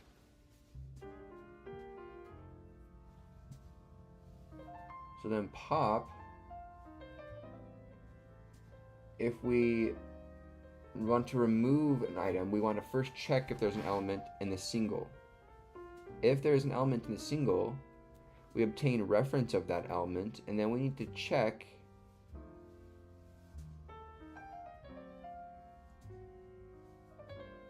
if there's values in the buffer.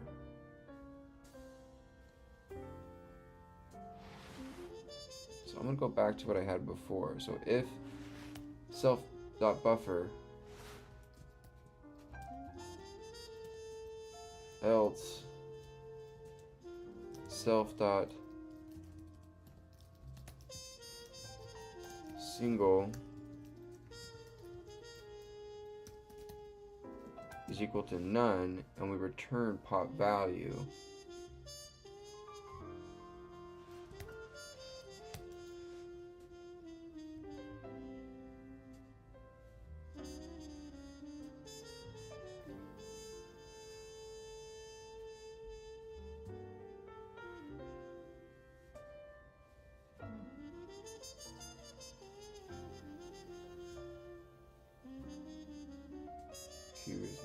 the front of the queue is the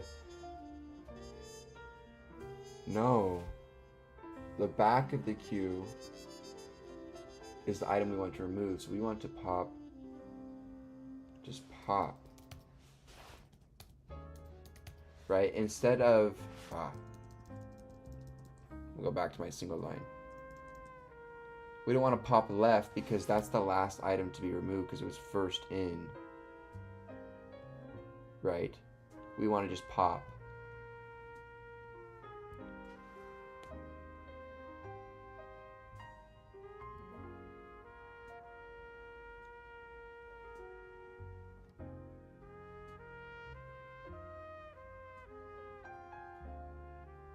Yep.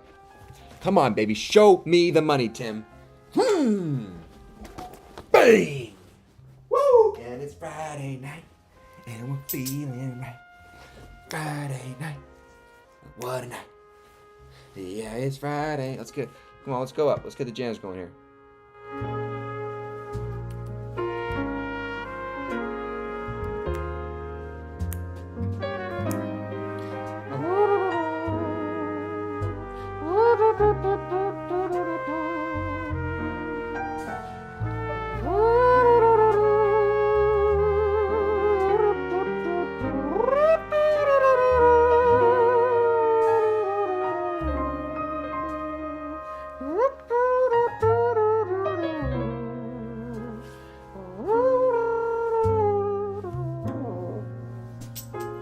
Solving LeetCodes all night, putting up quite a fight.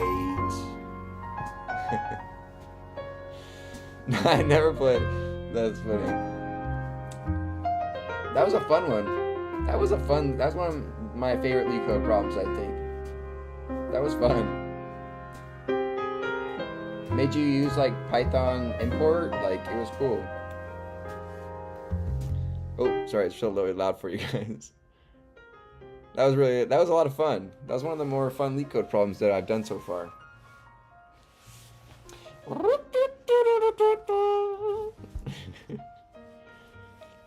All right, you guys. Thank you guys so much for joining me here. That was LeetCode number 225. Implement stack using 2 queues. So the principle of this problem here was we needed to use 2 queues, and queues have first in, first out, right? So there's a lot going on here, so I'll try to explain what I did here for those that were maybe a little bit more behind what I was on, or maybe still working through the problem. So we have Q1, or which I called buffer, right? So when I mentioned buffer is kind of like a catch-all term for kind of like extra, or like more room, or temporary, or container, or you know, it's used in a lot of different science contexts for like, you know, something that, you know, or cancels out, or you know, supports, like or so it's quite interesting anyways, but how it all works. But so you have a Q1, and then what I did is then you have a Q number 2 here, which was what I called single. And I didn't actually make this a queue. I just made this a Python variable called single, right? I didn't even need to make it a data structure, because I can just have a single object. I can just have this be the most what I need to remove right here, right now, right?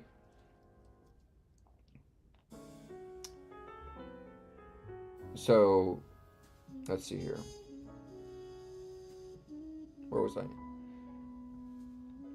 So we had single here, right? So if I'm going to load an item on, let's say I want to push an item on, right? The single is what I'm always going to reference first. That is going to be the last object that was added onto this stack that I'm going to remove. Think of like the stack of CDs. I remove the top CD first, right? So the single is going to be the topmost CD, or like the top element, right? So if I add a single element on, boom, X becomes on there. Now let's say I want to add a second element on there. Well, I first then check, is there a value on single? Okay, there is a value on single. So what I'm going to do, okay, I need to do that before. So here we're empty. Is there a value on single? No. Okay, let's add the item on. There it is. Okay, then let's go ahead and say, okay, now I want to add another item. But so then let's say, okay, let's check. Is there an item on single? Yes, there is. So let's go ahead and remove that item from single, put that item on the buffer into the queue, right? And then add on the next element onto the single. So now, right, the single is what we're going to be working. Like the buffer is just the extra space, right? And the single is the one that we're going to be popping off of and referencing on. Okay, we're going to add in our next object. So we're going to add in Z. Okay, is there a value on single? Yes. So we're going to need to remove that value. Right? Put that on to buffer.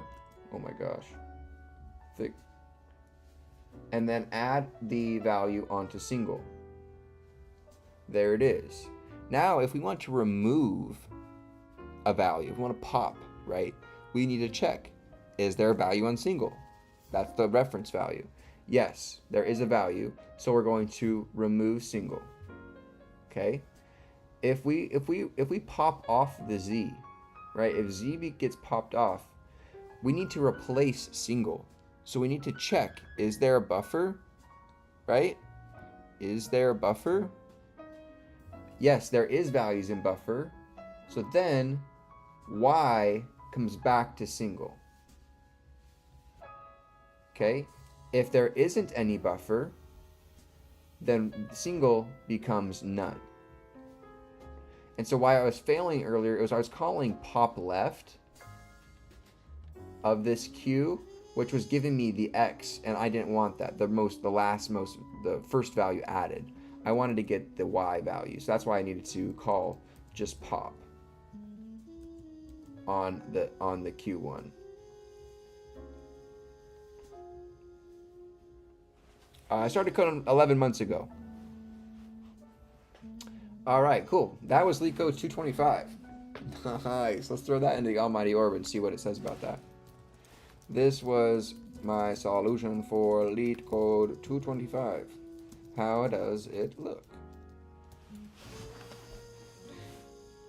You've taken a hybrid approach that mimics stacks using a deck as a buffer and a single variable to hold the top element. Here's a quick overview. Space efficient, top tracking self-single smartly keeps the most recent element pushed, which mimics stack behavior well. Correct LIFO behavior. By pushing the previous top element self.single into buffer, you maintain the correct order from popping.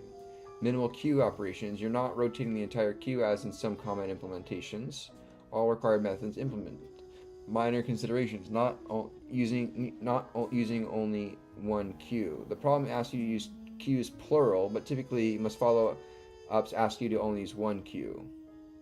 You use a deck plus an extra variable, which might be considered extra space.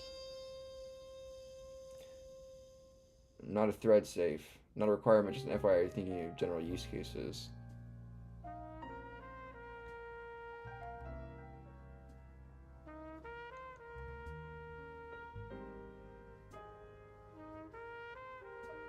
If return self.single is none.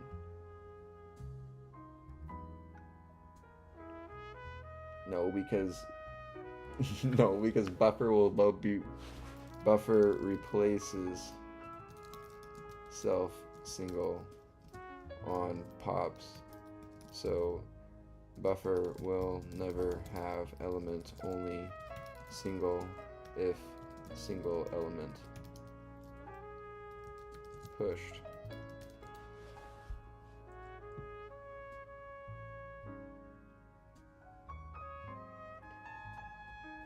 So then why does it give me grief?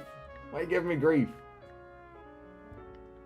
Wouldn't two queues, two decks be more space than one and a single variable? Yes, one deck is more space efficient than two queues. With two decks, you can hold up to n elements during rotation.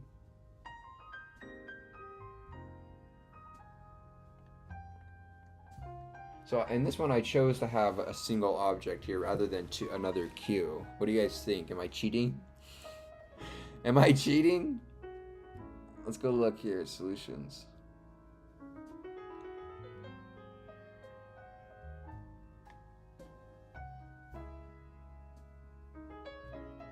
This is a single queue. Okay. Yeah, you can do that, dude, I guess.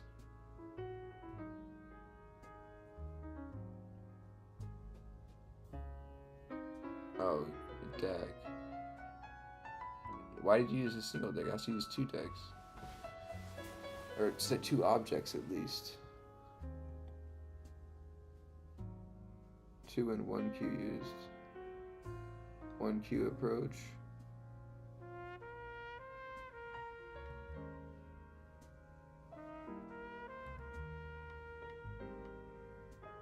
Jeez, this guy had like the like Webster's dictionary on this problem here. So so for one single queue, if you want to add an element onto the queue, the deck,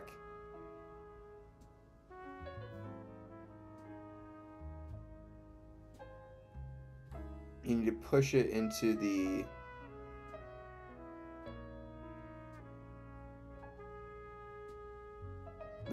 front. So for blank in the range length of self.q minus 1, because you added that element. So you add the element you pop left, and then you append that value. So you rotate it in a single push. Oh, and then my approach, rather than rotating, I just use a single to house the value, and then use the buffer to just pop onto single. PhD in LeetCode, literally like wrote his thesis on this problem. Like, what is this? That's crazy.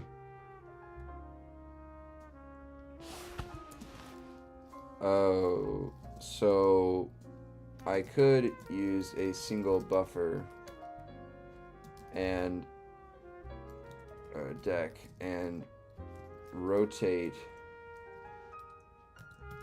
the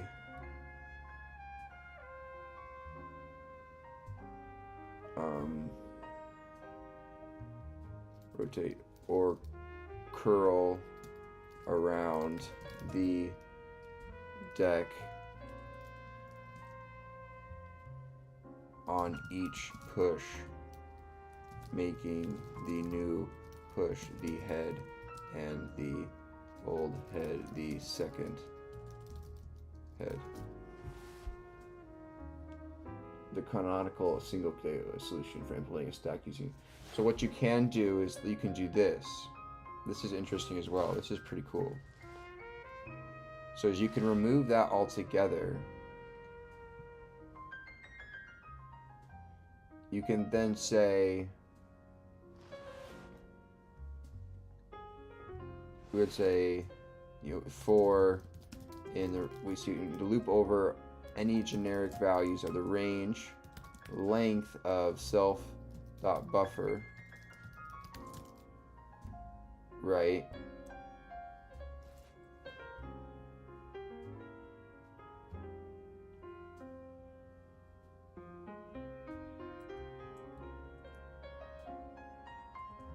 We're gonna we need to append the value first. So self.buffer append the x value, and then we need to do the length of buffer though -1, because we don't want to include this recent append. We want to basically, what we're going to do is, I'm kind of visualizing it in my mind right now. I can see it. It's kind of like a snake. But so what you'll do is you have, let's say, x, y, z, and we want to, x and y and z, and we want to add the value of a on. Well, what we're going to do is we're going to append a onto the end of the queue, and then we're going to wrap the x here, the y here, and the z here by popping left and appending values. So we're going to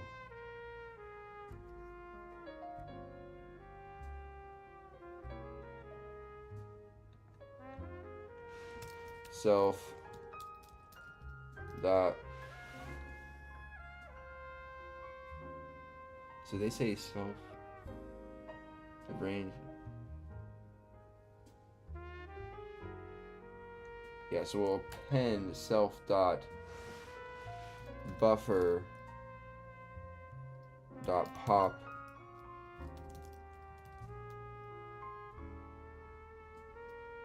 left here, right? Because we're going to pop left in the same call that we append, so we keep our current iteration count going.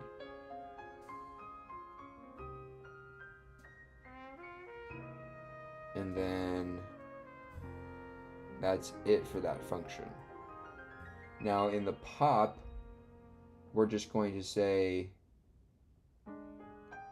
if self.buffer, right? We're going to call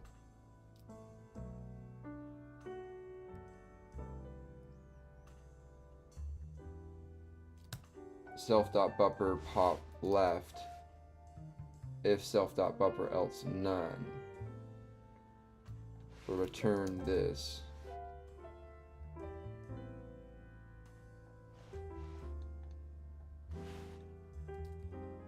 a single line like that. Return self.buffer pop left if self.buffer, else none, because the front of our queue is the most recent element we want to remove. Then at top, say if self, we're going to return self.buffer. Oh, we don't want to pop left though.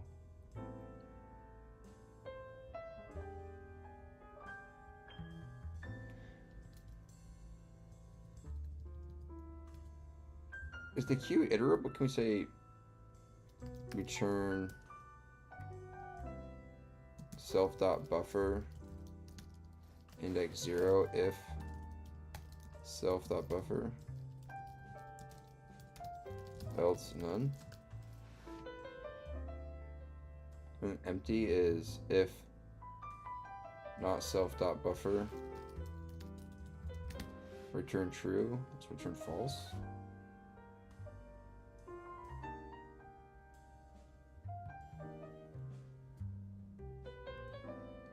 Return if self.buffer.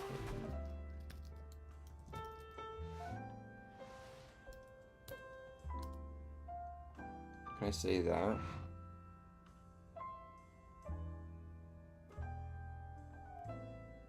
Hey CJZ Plays, what's going on, dude? Hayaki, how's it going? I started writing what I want the code to do in a comment so that I can understand and then convert it to syntax. Nice, dude. Yeah, that's a great approach, for sure. I need to definitely get better at that. Return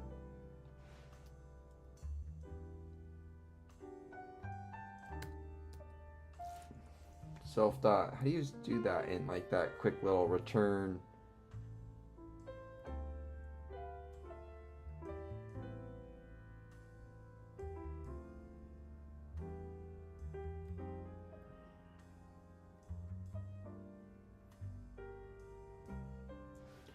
Okay, so let's check our pop. So return self dot else none.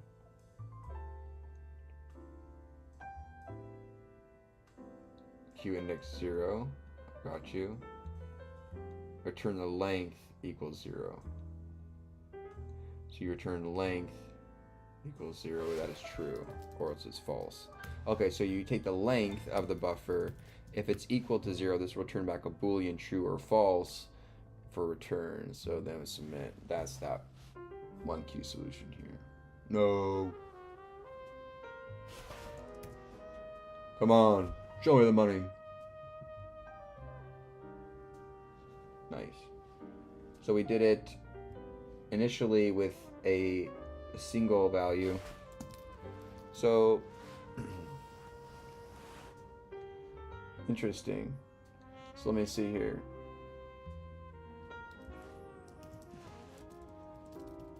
Okay, I wrote it here. So which is better? Wrapping on every push or using a single to catch the most recent value? No special tracking logic, pure stack behavior built on queue operations, clean symmetrical design, cons pushes O of n due to the full rotation each time. Rotating on every push, using a single top element, pushes O of 1, pop is O of 1, most space efficient, very performant for real world use, where only few elements are staggered times.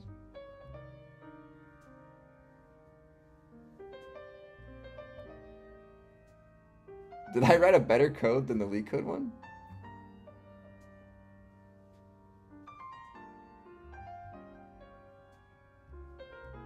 Oh! Yo, I think I wrote a better one. What? No way I wrote a better one. Come on, I gotta post a comment for that one, I guess. Let's go to my solution. Where's my submissions here? This one here. Let's post this comment. How do I make it a comment? How do I do that?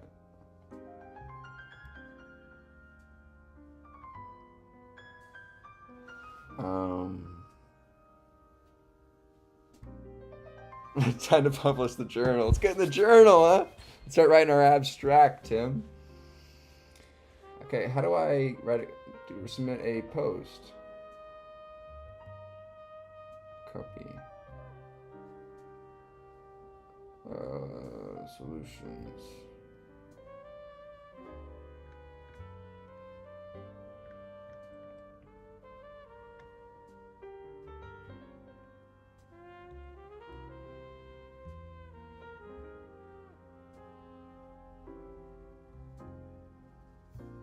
My solution beat 100% of other people's?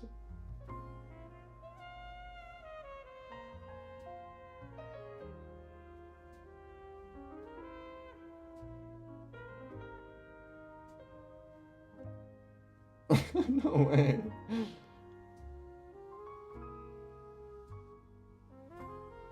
What? I'm just confused.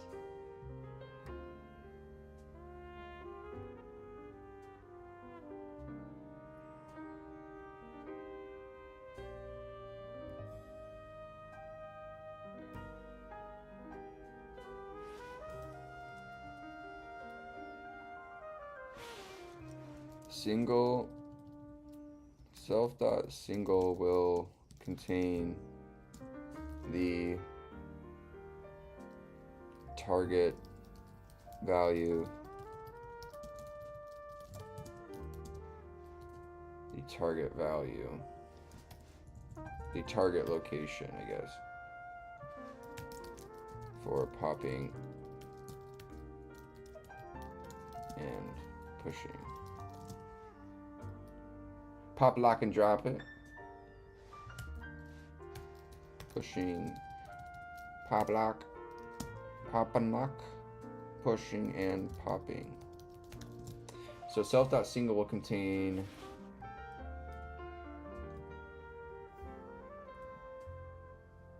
the backtick not allowed.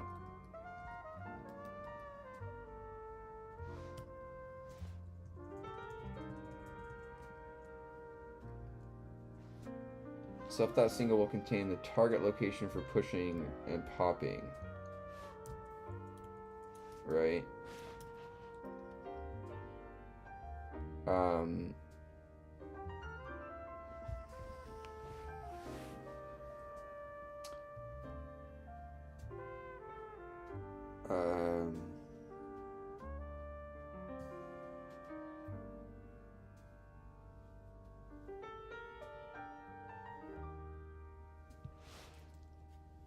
Self.buffer will contain overflow,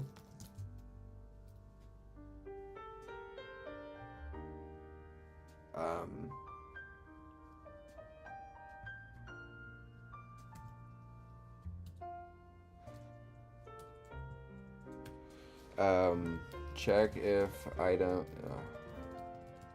on pushes push off self.single onto buffer if self.single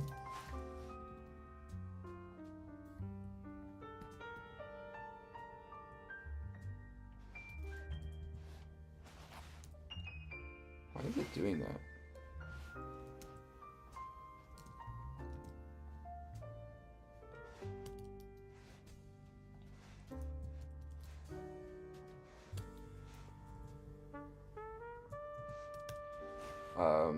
On pushes push off self.single onto buffer onto self.buffer if self.single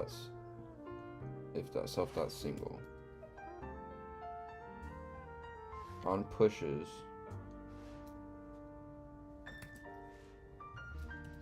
push off value from self.single onto buffer if self.single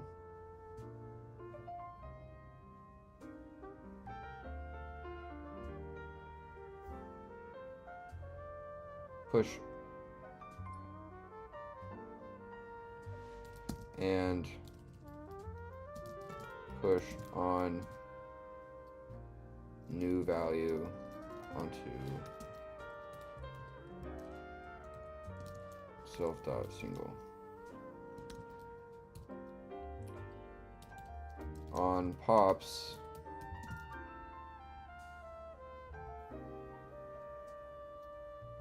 pop reference value, pop value from self.single.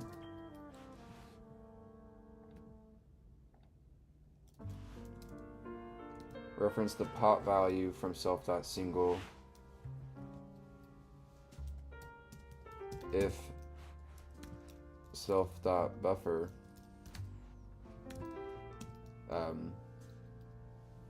push pop and push and save.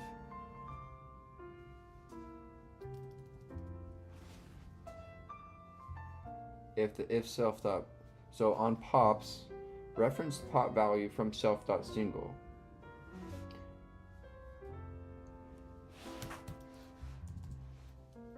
If self.buffer pop self.buffer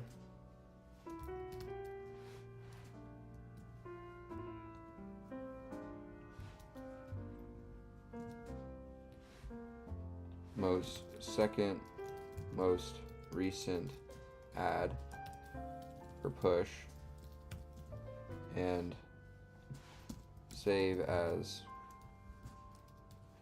self.single.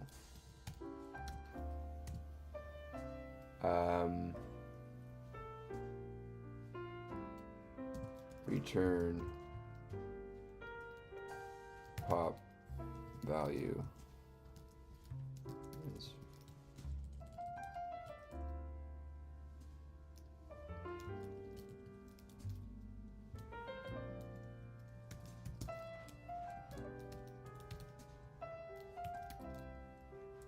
pop value.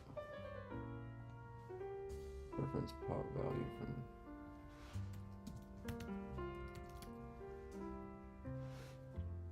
reference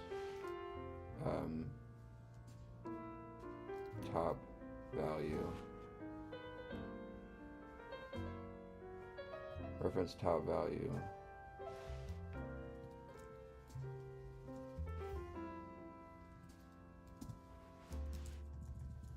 Pop value from self.single if self.buffer. Save self-single. Return pop value reference pop value.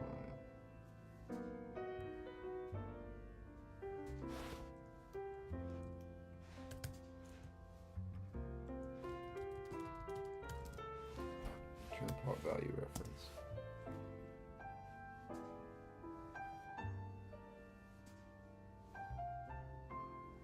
So what's my complexity here is so push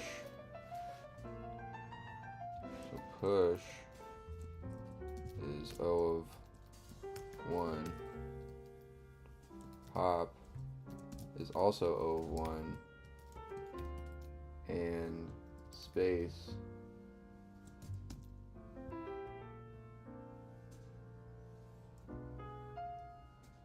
not as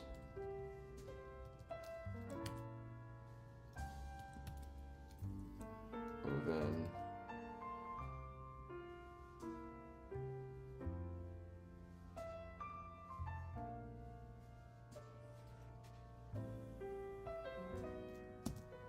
slightly better than rotating.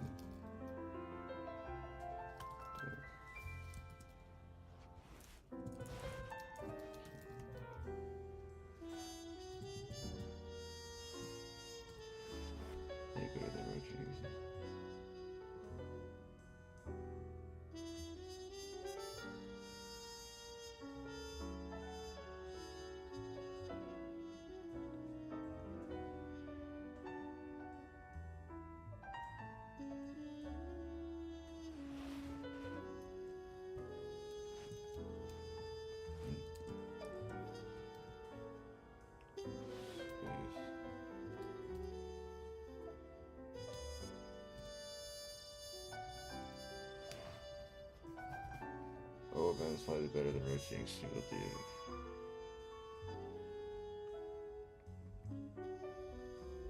Yeah. How's that look, you guys? Timing complexity push is O of 1, pop is O of 1, and then space complexity is O of n, slightly better.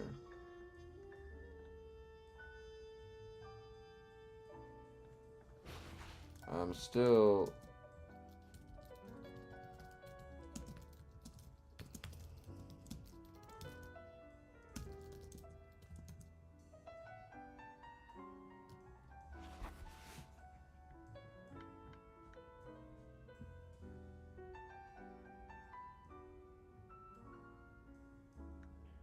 All elements of this, I think, a single hold on. Stuck as linear than around push. So then.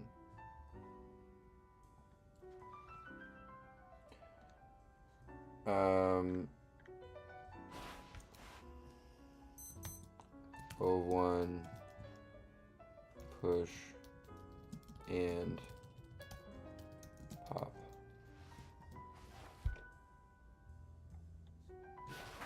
Single Q.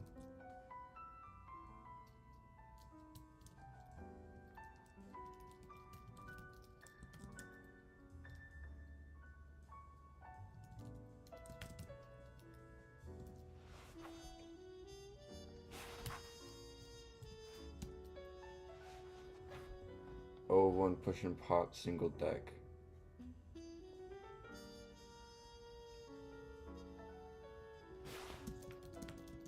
O of n time.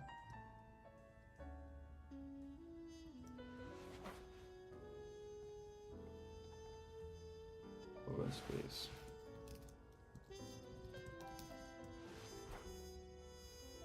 How's that look? O1, O1, O of n.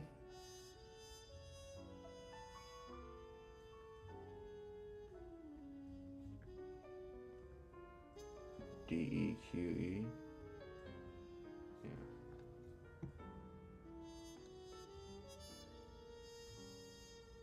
Self-dot will contain the target location for pushing and popping. Self-dot buffer will continue overflow and pushes pop, push off value from self-dot single onto self-dot buffer if self-dot single and push on new value onto self-dot single.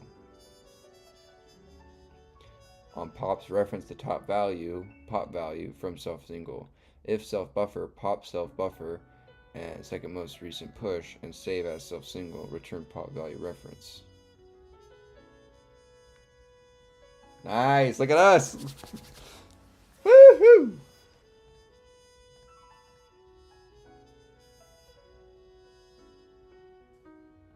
Beat 100% of other submissions. Is this normal? Is this like a normal thing if you get the same solution, or do you have to get like a better solution than everybody? 100%. I had the best solution of 100. Anyone? Is that true? No way. Come on. This can't be that true.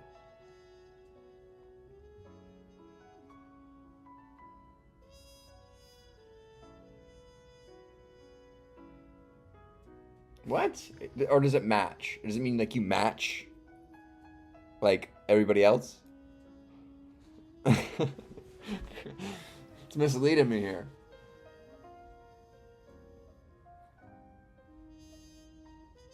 Run it again? No, dude, I'm tired. I'm tired, my friend. Alright, let's pull out the project real quick.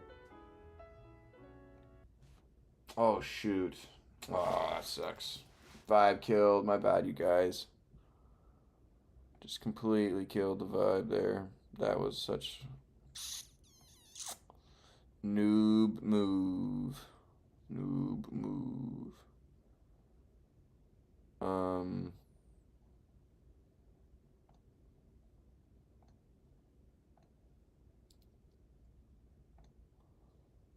We're back.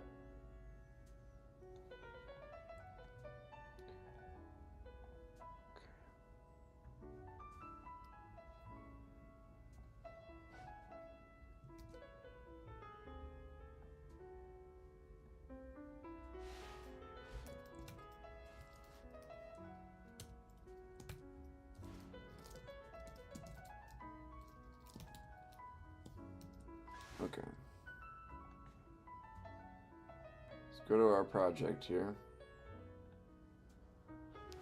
Okay, so yesterday we left off on finishing up validating input for users. So right now they're able to actually, run these somewhat, run these on their browsers. So we can give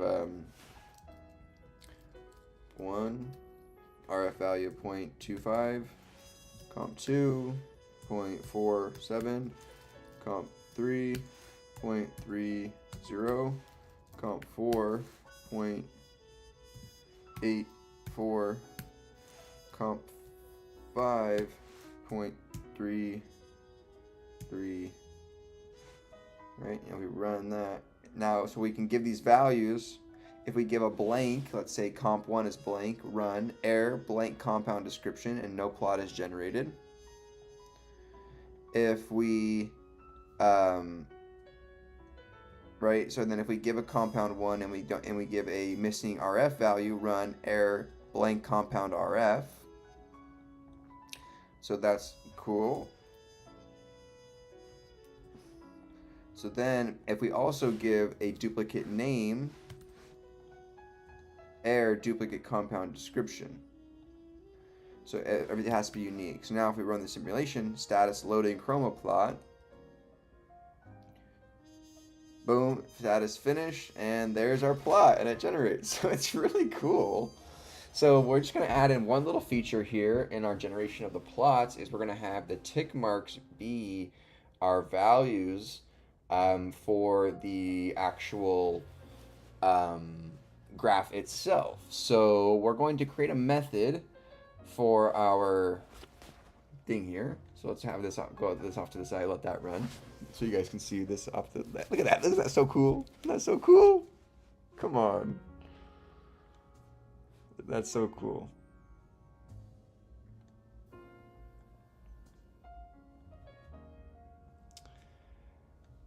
All right, let's bring the chat over here. Okay. Alrighty. Yeah, JavaScript. No, I know, I hate it too. It's so frustrating. Honestly, anything with these curly braces is a no-go for me. No-go for me. Okay, so let's add in our chroma plot. Let's add in some functionality here to actually. So here we're generating data. So this is customize the limits.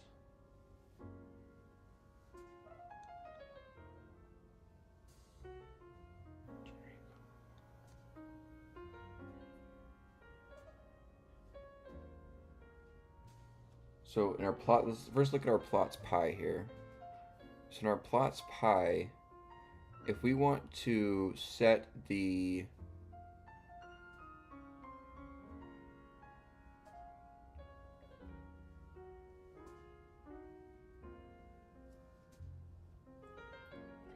so this is getting our plot objects.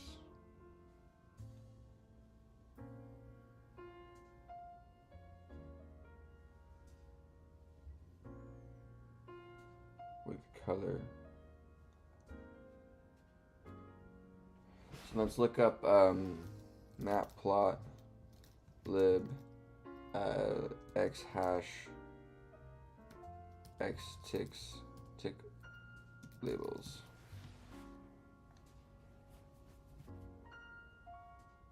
Okay, so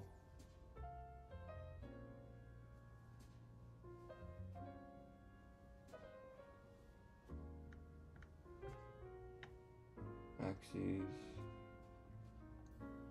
matplotlib. Hold on.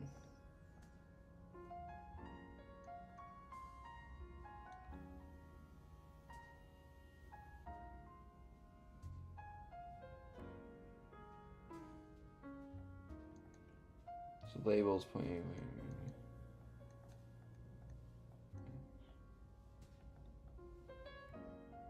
Okay. On the plot x ticks. is the external labels. So where do we need to set this value? So the plot objects. Which are these plot objects?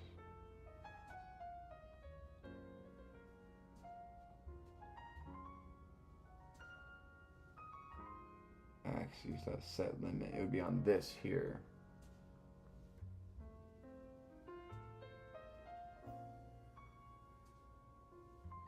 On the axis for the plot subplots.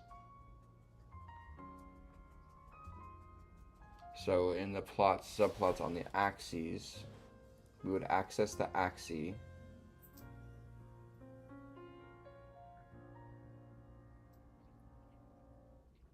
So if I want to call self.set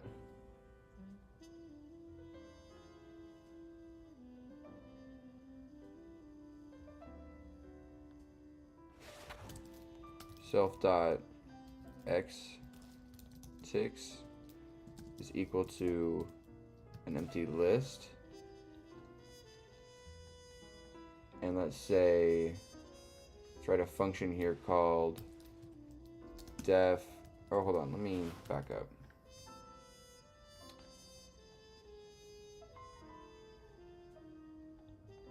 Oh no, that's just fine.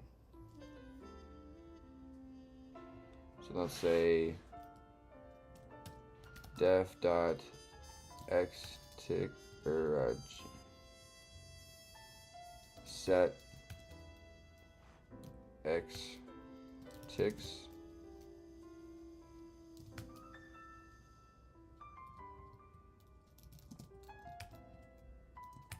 right, and given self, and then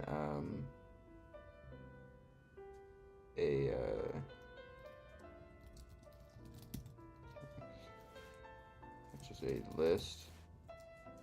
So it's going to return none.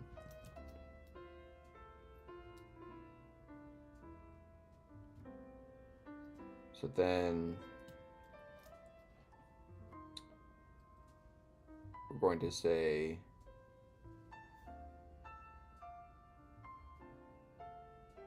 call self6. We get it.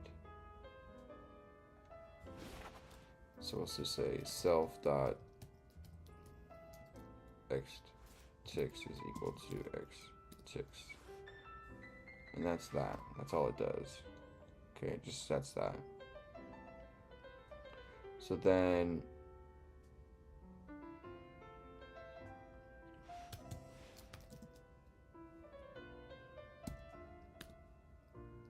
if is instance xTix list,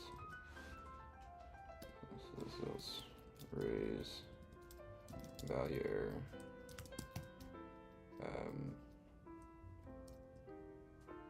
at xTix.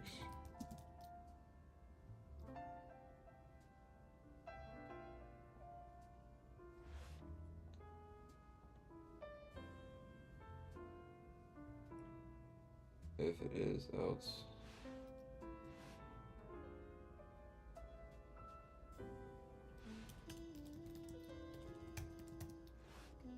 raise a value. So if is instance xTix is a list, then xTix is equal to that, else xTix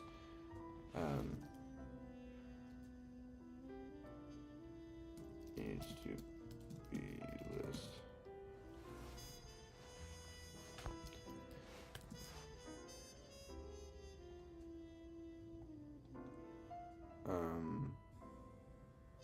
So if the length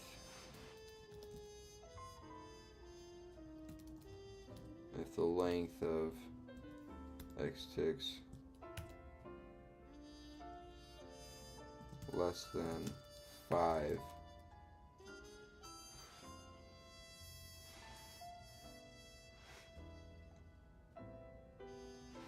it's equal to 5.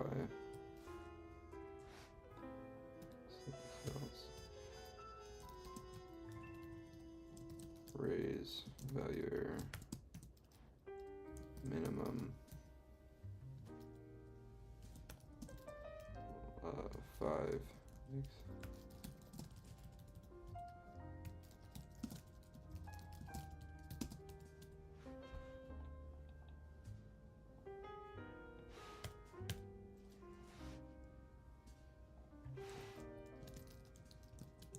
Error.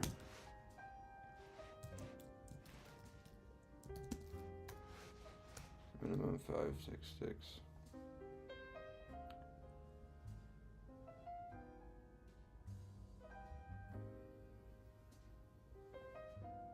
As list required. Or minimum required.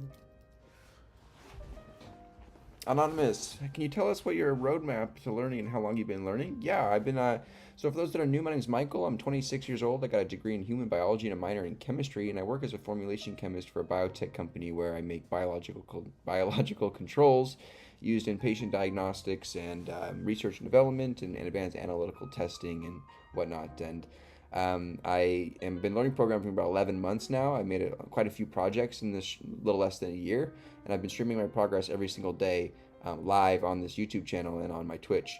I've been providing a completely authentic, learning approach, and providing that through the stream. I read books. I read books for mainly my learning thus far in learning. So I read a Python crash course, Fluent Python, data structures and algorithms in Python. We're currently still reading those two.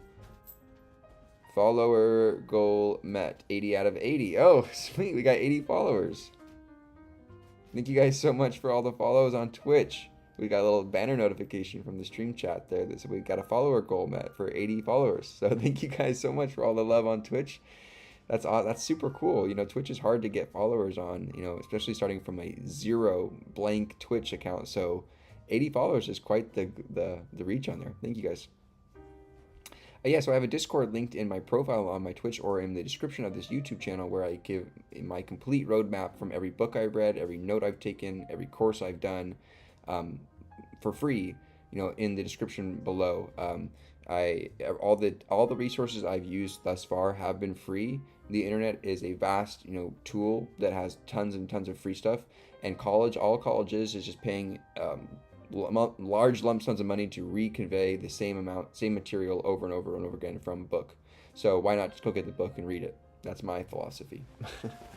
So that's what I've been doing, and it's been proven to be a little bit successful so far. And yeah. So this is our project here that we're building right now. If you guys don't know anything about thin layer chromatography in chemistry, this is a code simulation of retention factors when a solvent passes through compounds as you travel up through the mobile phase of a chromatography.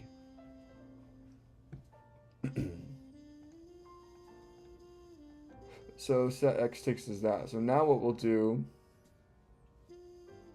is in our chroma plot, in our main function here, we're getting all of these.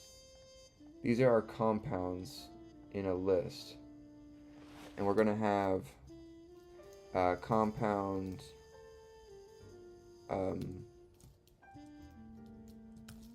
descriptions. Compound descriptions is equal to a list comprehension. We'll say compound comp for comp dot what's in my class here,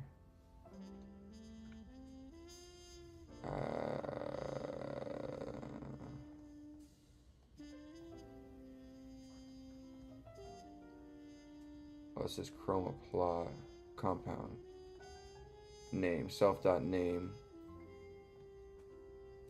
compound.name for comp in comp pounds if comp dot name not equal to quote solvent. Oh no, we want to do it all.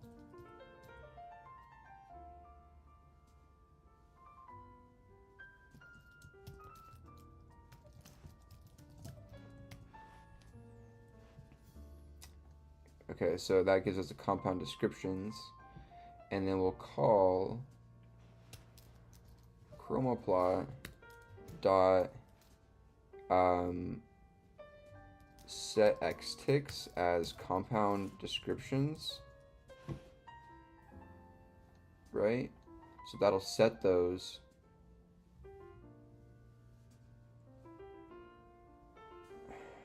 And then the thing is we want to go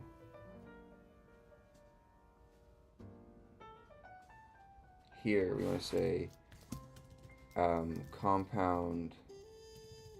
Say if self dot compound x self dot xticks. Then we'll go ahead and set the xticks to axis dot xticks labels, not get xticks labels.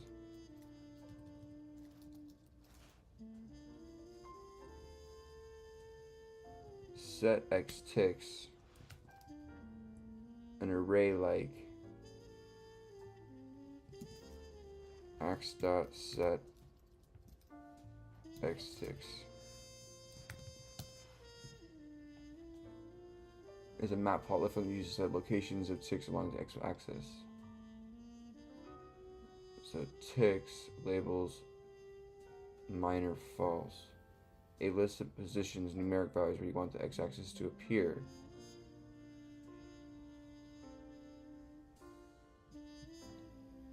So this is going to be a list val for val and range of 1 to 6. And then we'll say labels I listed strings used as the labels. So this will be self.xticks. Minor if minor ticks are used instead of major ones. Okay. So now if I'm not crazy, we're gonna call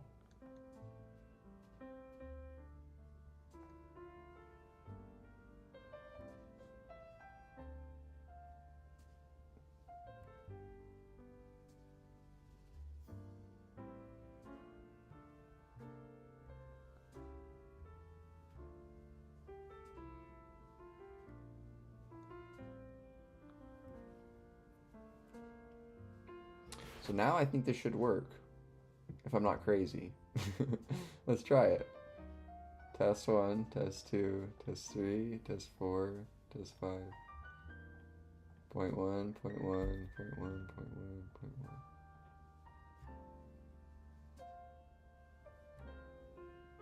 1. Yes!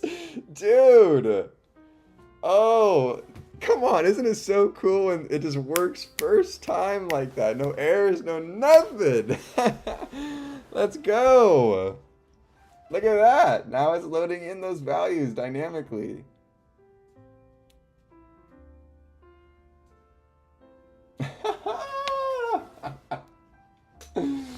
Let's go. That's so cool. Okay, so now what we'll do is we will set that solvent.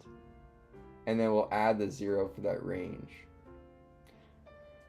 So what we'll do is we'll keep the solvent into our list of compound descriptions. And then we will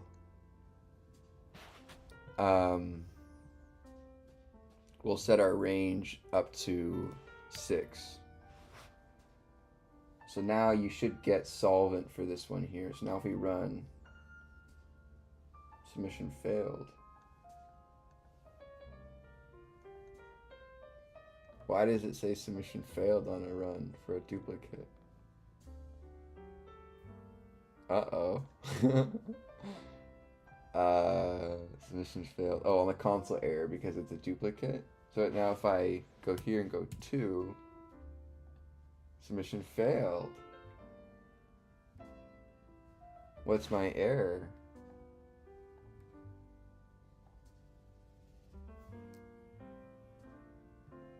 Oh, is it because I edited code? Let's do test 1, test 2, test 3, test 4, test 5. 0.9, 0.5, 0.3, 0.6, 0.2. Run. Oh. Run. Submission fail. Oh.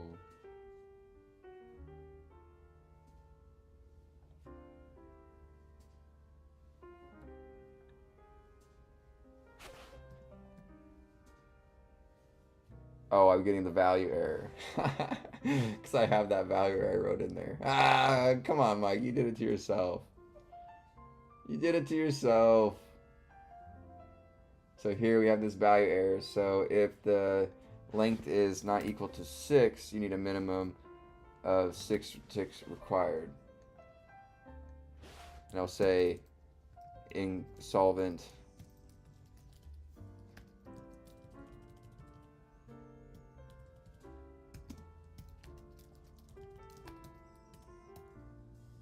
inclusive. So now if we refresh, test 1, test 2, test 3, test 4, test 5, go 0.9, 0.6, 0.2, 0.3, 0.7, run, loading chroma plot, and yay!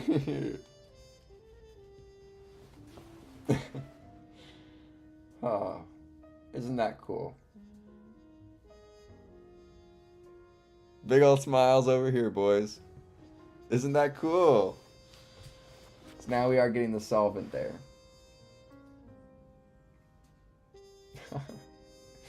Cool.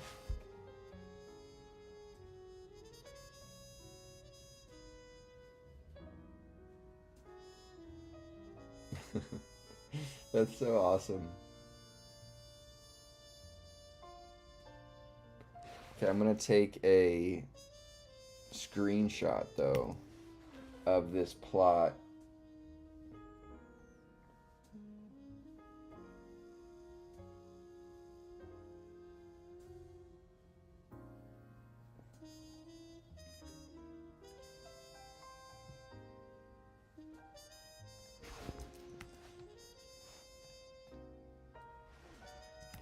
I'm going to take a screenshot of the plot so I can get a newer reference. Oh no.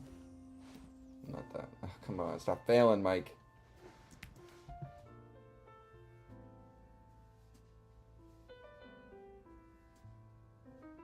That's fine.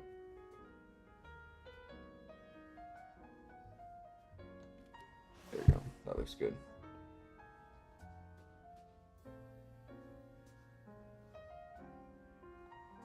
So I'm going to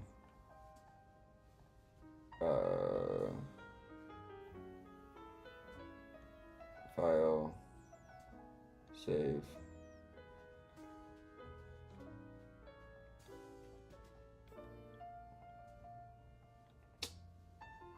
repos, TLC simulator, static, image, save. So now if I go and override indexed HTML with touchplot.jpg, refresh, oh no, JPG, ah, there you are. And now we can delete this guy. And now we got an updated view here. So let's go ahead and commit this up. So this is, let's say compound, let's say this is, right, so what you could do here is like, what you would do in the lab is you would get like 4 knowns and 1 unknown, right? So let's say this is like let's say this is, you know, compound 1, right, with an RF of 0.25. This is compound 2 with an RF of 0.54. This is compound 3 with an RF of 0.87. This is compound, you know, 4 with RF of let's say it's 6.2.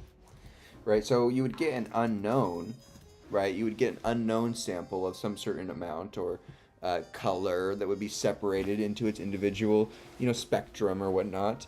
For purple, it'd be red and blue and stuff like that. And so you'd get an unknown, and this would have an RF factor that would be one of these compounds. So compound 1 would have an RF factor of 0.25, or maybe let's say it's like 0.26. So it's not the exact same, but it's like, because it's chemistry. It's like nothing's perfect, but it should have in theory the same RF factor. It's the same compound, but it's slightly different. Let's say it's 0.2, like 7. So if we run this simulation, right, you won't know this retention factor. That's what you're solving for, right? You don't know these. You're solving for these, but we're just simulating these by running them in advance. You can see here that, oh, my unknown is running a very similar path to compound 1 here. Aha! I think I can make an idea and make an assumption as to which compound my unknown is, and I can report that for my lab results. And bada bing, you get an A on the project, and next thing you know, you're moving on. So that's something very similar. So like what happened, like if you plotted a purple dot on here, what I could do is have red and blue separate out of here at various points, which would be cool as well. So I could make it like a color chromatography to where you can have the colors of these ink blots separate out into their color wheel spectrums if they're blends, right? Depending on various solvents and mediums and whatever. So it's pretty interesting, all the things you can do. But yeah, this is our project here. Ian, but yeah, I remember this from chemistry way back in school. I love the random knowledge drop in chemistry. Well done, big man. That's awesome. Hope it turns out well for you. I'm sure of it. Thanks so much for the kind words and support. You're so awesome. I really appreciate you being here and joining me. What's the little heart mean next to your name? Let's check it out. It's a little badge. Let's see. Share the love. This lovely badge was earned for users who shared their favorite Twitch clips in February 2025. Oh, cool. Nice, dude. Thanks for joining me here and hanging out with me. Alright, you guys, I'm going to get off here and be done for the night. We streamed for 2 hours and 45 minutes on this Friday. We did a introduction by watching Corey Schaefer's lecture 3 or video number 3 on his Pandas series. So we're getting some good introduction and working with Pandas, and it's very similar to in theory to SQL and doing all those kinds of various 2D matrix analyzations and whatnot. So hopefully we can continue on with that knowledge. And today was about indexes and using custom overriding the index to a certain column. We then did a LeetCode problem. We solved used 2 queues to implement a stack problem. It was pretty cool, and we actually solved it using a cool approach, which we shared in a comment. And then we worked and implemented the feature for having the inputs here for the compound entry descriptions generate as the label tick marks on our actual graphs dynamically for the generation of these graph creations. So it's pretty cool. We did that by just coming into our chroma plot, adding this function here for set x ticks, where it takes in a list. If it's not a list, we raise this error. If the list isn't 6 ticks long, 6 values long for the 0, 1, 2, 3, 4, 5, and 6, right? For all these 6, 1, 2, 3, 4, 5, 6 hash marks on the x-axis, then we raise this error. Else we save the passed in variable as the instance variable for self.xticks, which is this empty list right here. We then so what I'll do is I will override this. I'll say this is solvent by default. We'll say that this is comp 1, comp 2, comp 3, comp 4, and comp 5. So just by default you get these. So then what I'll do is, and then I'll say, I won't have to say if x ticks. I'll just set x ticks. I'll take this here, remove this, put this here and say set, this will be a comment for set x-axis tick marks to be self dot x ticks for ticks 0 to 6 inclusive, 0 to 5.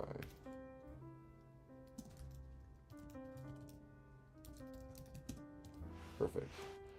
Right, so that's how we did that. And so what we did is we call the, so now that we have a function for actually generating those ticks and saving them to the object in our main, when we create the chroma-plot object, right, or we create these, when we create the compounds, we have a list of all the compounds here, and then I just create a list comprehension to extract the name for every compound in the compounds list, and then we don't need this here.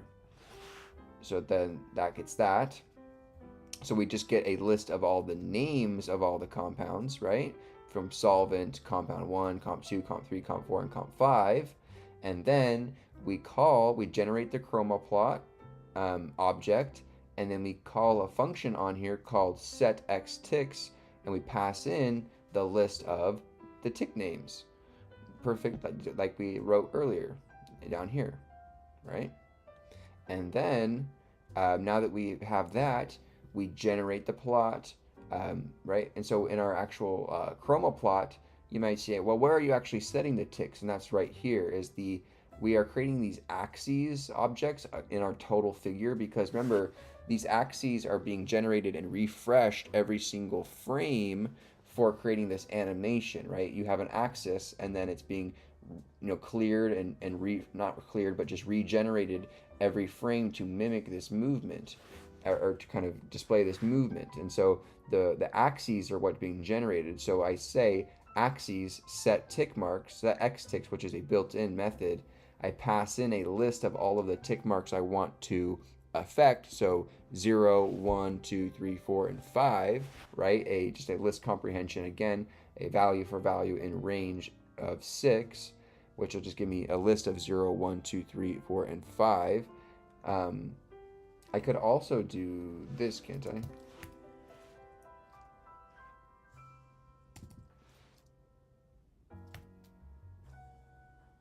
No.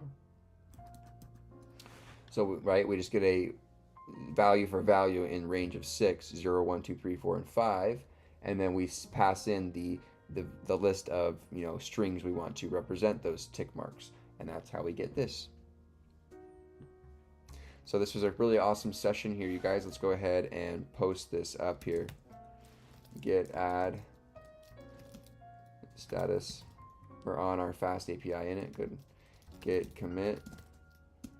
We'll say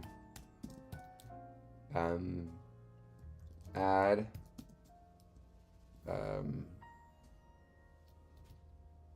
populate or render entry description, compound entry description as x tick marks, x-axis tick marks.